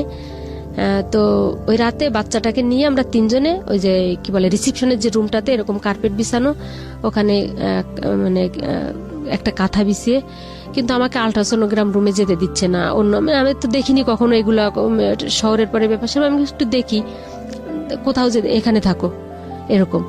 তখন বুঝি যে ওই মহিলা আবার আসছিল কিনা রাতে, এ কারণে কি আমাকে যেতে ওখানে নিষেধ করলো কিনা। যাই হোক, গেল, একটা বাসা নিল, টিন শেডের 3টা রুম সিরিয়ালি, মানে 3টা ঘর, মাঝখানের ঘরটা নিল হচ্ছে মনে হচ্ছে যেন 1 হাত মাথার উপরে আর কি চাটাই টিনের। তখন হচ্ছে 1 চৈত্র, ওই দিন শনিবার ছিল। তখন আমি বললাম যে 1 চৈত্র আরো শনিবার, আমাদের যাই হোক না কেন, 1টা আর 8টা দিয়ে শুরু হোক, এটাই কিন্তু আমাদের সংসার শুরু। তো শনিবার সংসারটা করুন, আর একটা দিন না হয় ক্লিনিকে থাকি, সমস্যা কি রাতে? এটা আমি বললাম। তো আমাকে অনেক উল্টাপাল্টা কথা বললো। যাই হোক, আমরা শনিবারে ওই বাসাতে উঠলাম। চৈত্র মাসের ঠাটা রৌদ্রে 1 হাত মাথার উপরে হচ্ছে চাল। সেখানে ওখানে অনেক ঘটনা, যেহেতু আমি ছেড়ে যাচ্ছি, তো 1 মাস পর্যন্ত ছিলাম। এর ভিতরে আমার অনার্সের রেজাল্ট দিয়ে দিল এটা, এবং আমি বাড়ির সাথে যোগাযোগ রাখতে পারছি না। ওই 1 মাসেও আমি টোটাল, তখন চৈত্র মাস, ওই চালের অবস্থা ওইরকম, একটা ফ্যান নাই, একটা খাট নাই, কোনো কিছুই। বাচ্চাটাকে নিয়ে ওভাবেই ফ্লোরে আসি। তো এর ভিতরে ওর ভাইয়ের সাথে গ্যাঞ্জাম শুরু করে দিল, ওর ভাই ওকে ক্লিনিক থেকে বের করে দিল। আমি মানে ও দুপুরবেলা আসলো বাসাতে বাজার দিতে, তখন আমি সবসময় 3টা চেন পরতাম, মানে ও আমাকে দিছিল স্বর্ণের, বাচ্চার একটা আর আমার 2টা। তখন একটাই ছিল একটা আকিক পাথরের একটা লকেট ওয়ালা একটা চেন ছিল। তো দেখি ওই চেনটাই বড় আর কি, মানে অনেক বড়। তো দেখি ওই আমার গলা থেকে নিয়ে নিল চেনটা।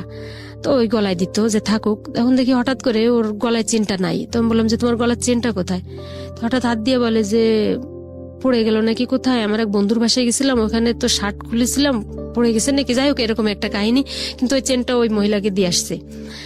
আচ্ছা, মানে ওখান থেকে একদিন রাতে এই কথা কাটাকাটির এক পর্যায়ে যে তুমি আমরা তো এখানে কিছুই চিনি না, মেয়েটা তখন অলরেডি অসুস্থ হয়ে গেল এখানে এই যে গরমের কারণে। আমরা আমাদের বাড়িতে নিয়ে আসলো, আমাদের বাড়িতে নিয়ে আসার পরে আমাদের রেখে ওই একদিন 2 দিন থাকলো, মানে একদিন 2 দিন, এই 2 দিনের ভিতরে আমার বাবা ঘেরে, আমাদের ওদিকে তো গলদা বাগদার চাষ হয়, চিংড়ি চাষ আমাদের বাগেরহাটের ওদিকে, ও মানে এগুলো বিক্রি করে দিল। বললো যে আব্বাকে বললো যে আর্জেন্ট ভাবে আমার টাকা লাগবে, আমি ক্লিনিকের জন্য আমার টাকা ইনভেস্ট করা লাগবে, ও এখানে 1 মাস থাকুক বাড়িতে, আমি ওদিকে গুছাই। মানে এভাবে ও তো কনভিন্স করার পাওয়ারটা অনেক বেশি। মানে আব্বাকে চিংড়ি মাছ বিক্রি করতে গেলে তো আর বাজারে নিয়ে যাওয়া লাগে না, শুধু পার্টিকে ফোন দিলে মানে খবর দিলেই হয়, এরকমের একটা ব্যাপার স্যাপার। টাকা অগ্রিম দিয়ে দিল, ও আমাদের রেখে চলে আসলো। এই যে আসলো তো আসলো, ওর আর কোনো খবর নাই, ও কোনো ফোনে কোনো মানে কানেকশন পাচ্ছি না, যোগাযোগ রাখতেছে না, আসতেছে না। 2 মাস 3 মাস পর একটু হয়তো বা ফোন দিতে পারে। তো বললো যে আমি খুব বিপদে আছি। এসে অলরেডি ও তখন এই মহিলার সাথে সংসার করা শুরু করে দিছে। ও নিজে করে একটা নার্সিং হোম করছে, মানে ওই মহিলা হচ্ছে মেন্টালের নার্স, ঢাকার খুব বয়স্ক একটা মহিলা, 50 আপ একটা। একদিন আমার ওর বড় ভাই আমাকে ফোন দিয়ে বলে তুমি ঢাকাতে কি করো তুমি, ও তো আর একটা বিয়ে করছে। আমার মাথার অবস্থা আরো খারাপ, যে অবস্থা আর একটা বিয়ে করে ফেললো। আমি ঢাকাতে আসলাম, ঢাকাতে একা একা, বাচ্চা তখন 8, 9, 10, 11, 12 মাস, মোটামুটি বছর হয়ে গেছে আর কি বেবির বয়স। ওকে রেখেই আমি চলে আসলাম। খোঁজাখুঁজির পরে পাইলাম না, না পাওয়ার পরে ও আমাদের বাড়িতে একবার গেল, যাওয়ার পরে আমি সবাইকে ডাকলাম, আমার আত্মীয় স্বজন যারা আছে, তখন ওদের ওখান থেকে আমি বললাম যে ওকে মুখে দিয়ে বললে কাজ হবে না, ও যে কত বড় শক্ত লোক, ওটা হচ্ছে আমাকে ঢাকায় নিয়ে এরকম করছে। তো এখন ও কি করবে, ও একটা বিয়ে করছে কিনা এটা ওকে মুখ থেকে স্বীকার করাও, তারপর হচ্ছে আর না হলে ও আমাকে এখান থেকে ডিভোর্স দিয়ে যাক, কিছু একটা করুক, নাহলে আমি থানা থেকে পুলিশ নিয়ে আসতেছি। মানে আমি একদম পুরো পাগল হয়ে গেছি এটা বলে। হ্যাঁ, আমি সত্য থানায় চলে গেছি। থানায় চলে যাওয়ার পরে এসে দেখি যে মানে আমার মানে লোকজন যাদের মাঝে ওকে বসায় রেখে গেছে, এদেরকে কনভিন্স করে কোন ফাঁকে ও ওখান থেকে চলে গেছে। এটা করার পরে এক পর্যায়ে আমি একা একা খোঁজ করার জন্য, তখন আমার একটা চাকরির অফার আসলো হচ্ছে আশা এনজিওতে। তো ইন্টারভিউ দিতে ঢাকাতে আসতে হবে। তখন আমি বললাম এই 1 কাজে 2 কাজ, ওকেও খুঁজে দেখা যাবে, আমিও যাই। কেউ আসতে দিতে চাচ্ছে না বাড়ি থেকে। আমি বললাম যাই মা, কি হবে, জীবন এখন তো আর চলছে না, আব্বা তো আর বয়স হয়ে যাচ্ছে, ছোট ভাই 2টা লেখাপড়া করতেছে, আমার তো কিছু একটা করা উচিত, মেয়ের খরচ, এই আর কি। তো আমি আসলাম ঢাকায়, এসে হচ্ছে ওকে ওই ক্লিনিকে পেলাম না, মানে যেটাতে ও প্রথমে ছিল। ওইখান থেকে লোকজনের কাছে খবর নিয়ে একটা জায়গায় গেলাম, ওখানে ওকে মানে পেলাম। পাওয়ার পরে ও আমাকে একটা বাসায় নিয়ে গেল, হচ্ছে ওর একটা নার্স ওর বাসায়, ওইখানে আমাকে রেখে দিল। বলো যে আমার তারপরের দিন আর কি আমার ইন্টারভিউ। তো ইন্টারভিউ দিয়ে আমি বাসাতে আসলাম। ওই বাসাতে আমি বললাম যে তুমি কোথায় থাকো, আমি সেখানে যাব। তো বললাম আমি একটা মেসে থাকি। আমি বলছি তাইলে সেখানে আমি যাব, আমি অন্তত দেখে আসি, অন্তত তোমাকে যদি খুঁজে না পাই অন্তত জায়গাটা তো চেনা থাকলো, এরকম। আমি আর কি ওই দিন বাড়ি চলে যাবো এরকম চিন্তা ভাবনা। তো ও কোথায় থাকে একটু দেখে যাই। এক পর্যায়ে ও না আমাকে নিলই না নেওয়ার পরে হচ্ছে আমি যখন জোরাজুরি শুরু করলাম, সে ওই বাসাতেই বসে ও আমাকে মানে খুব মারলো। সেই মারির কারণে এখনো আমার এই যে ডান চোখটা হচ্ছে আমার প্রচুর সমস্যা হয়, অনেক সময় চোখে ঝাপসা দেখি এই অবস্থা মানে হয়ে যায়, মানে রক্ত নাক থেকে মুখ থেকে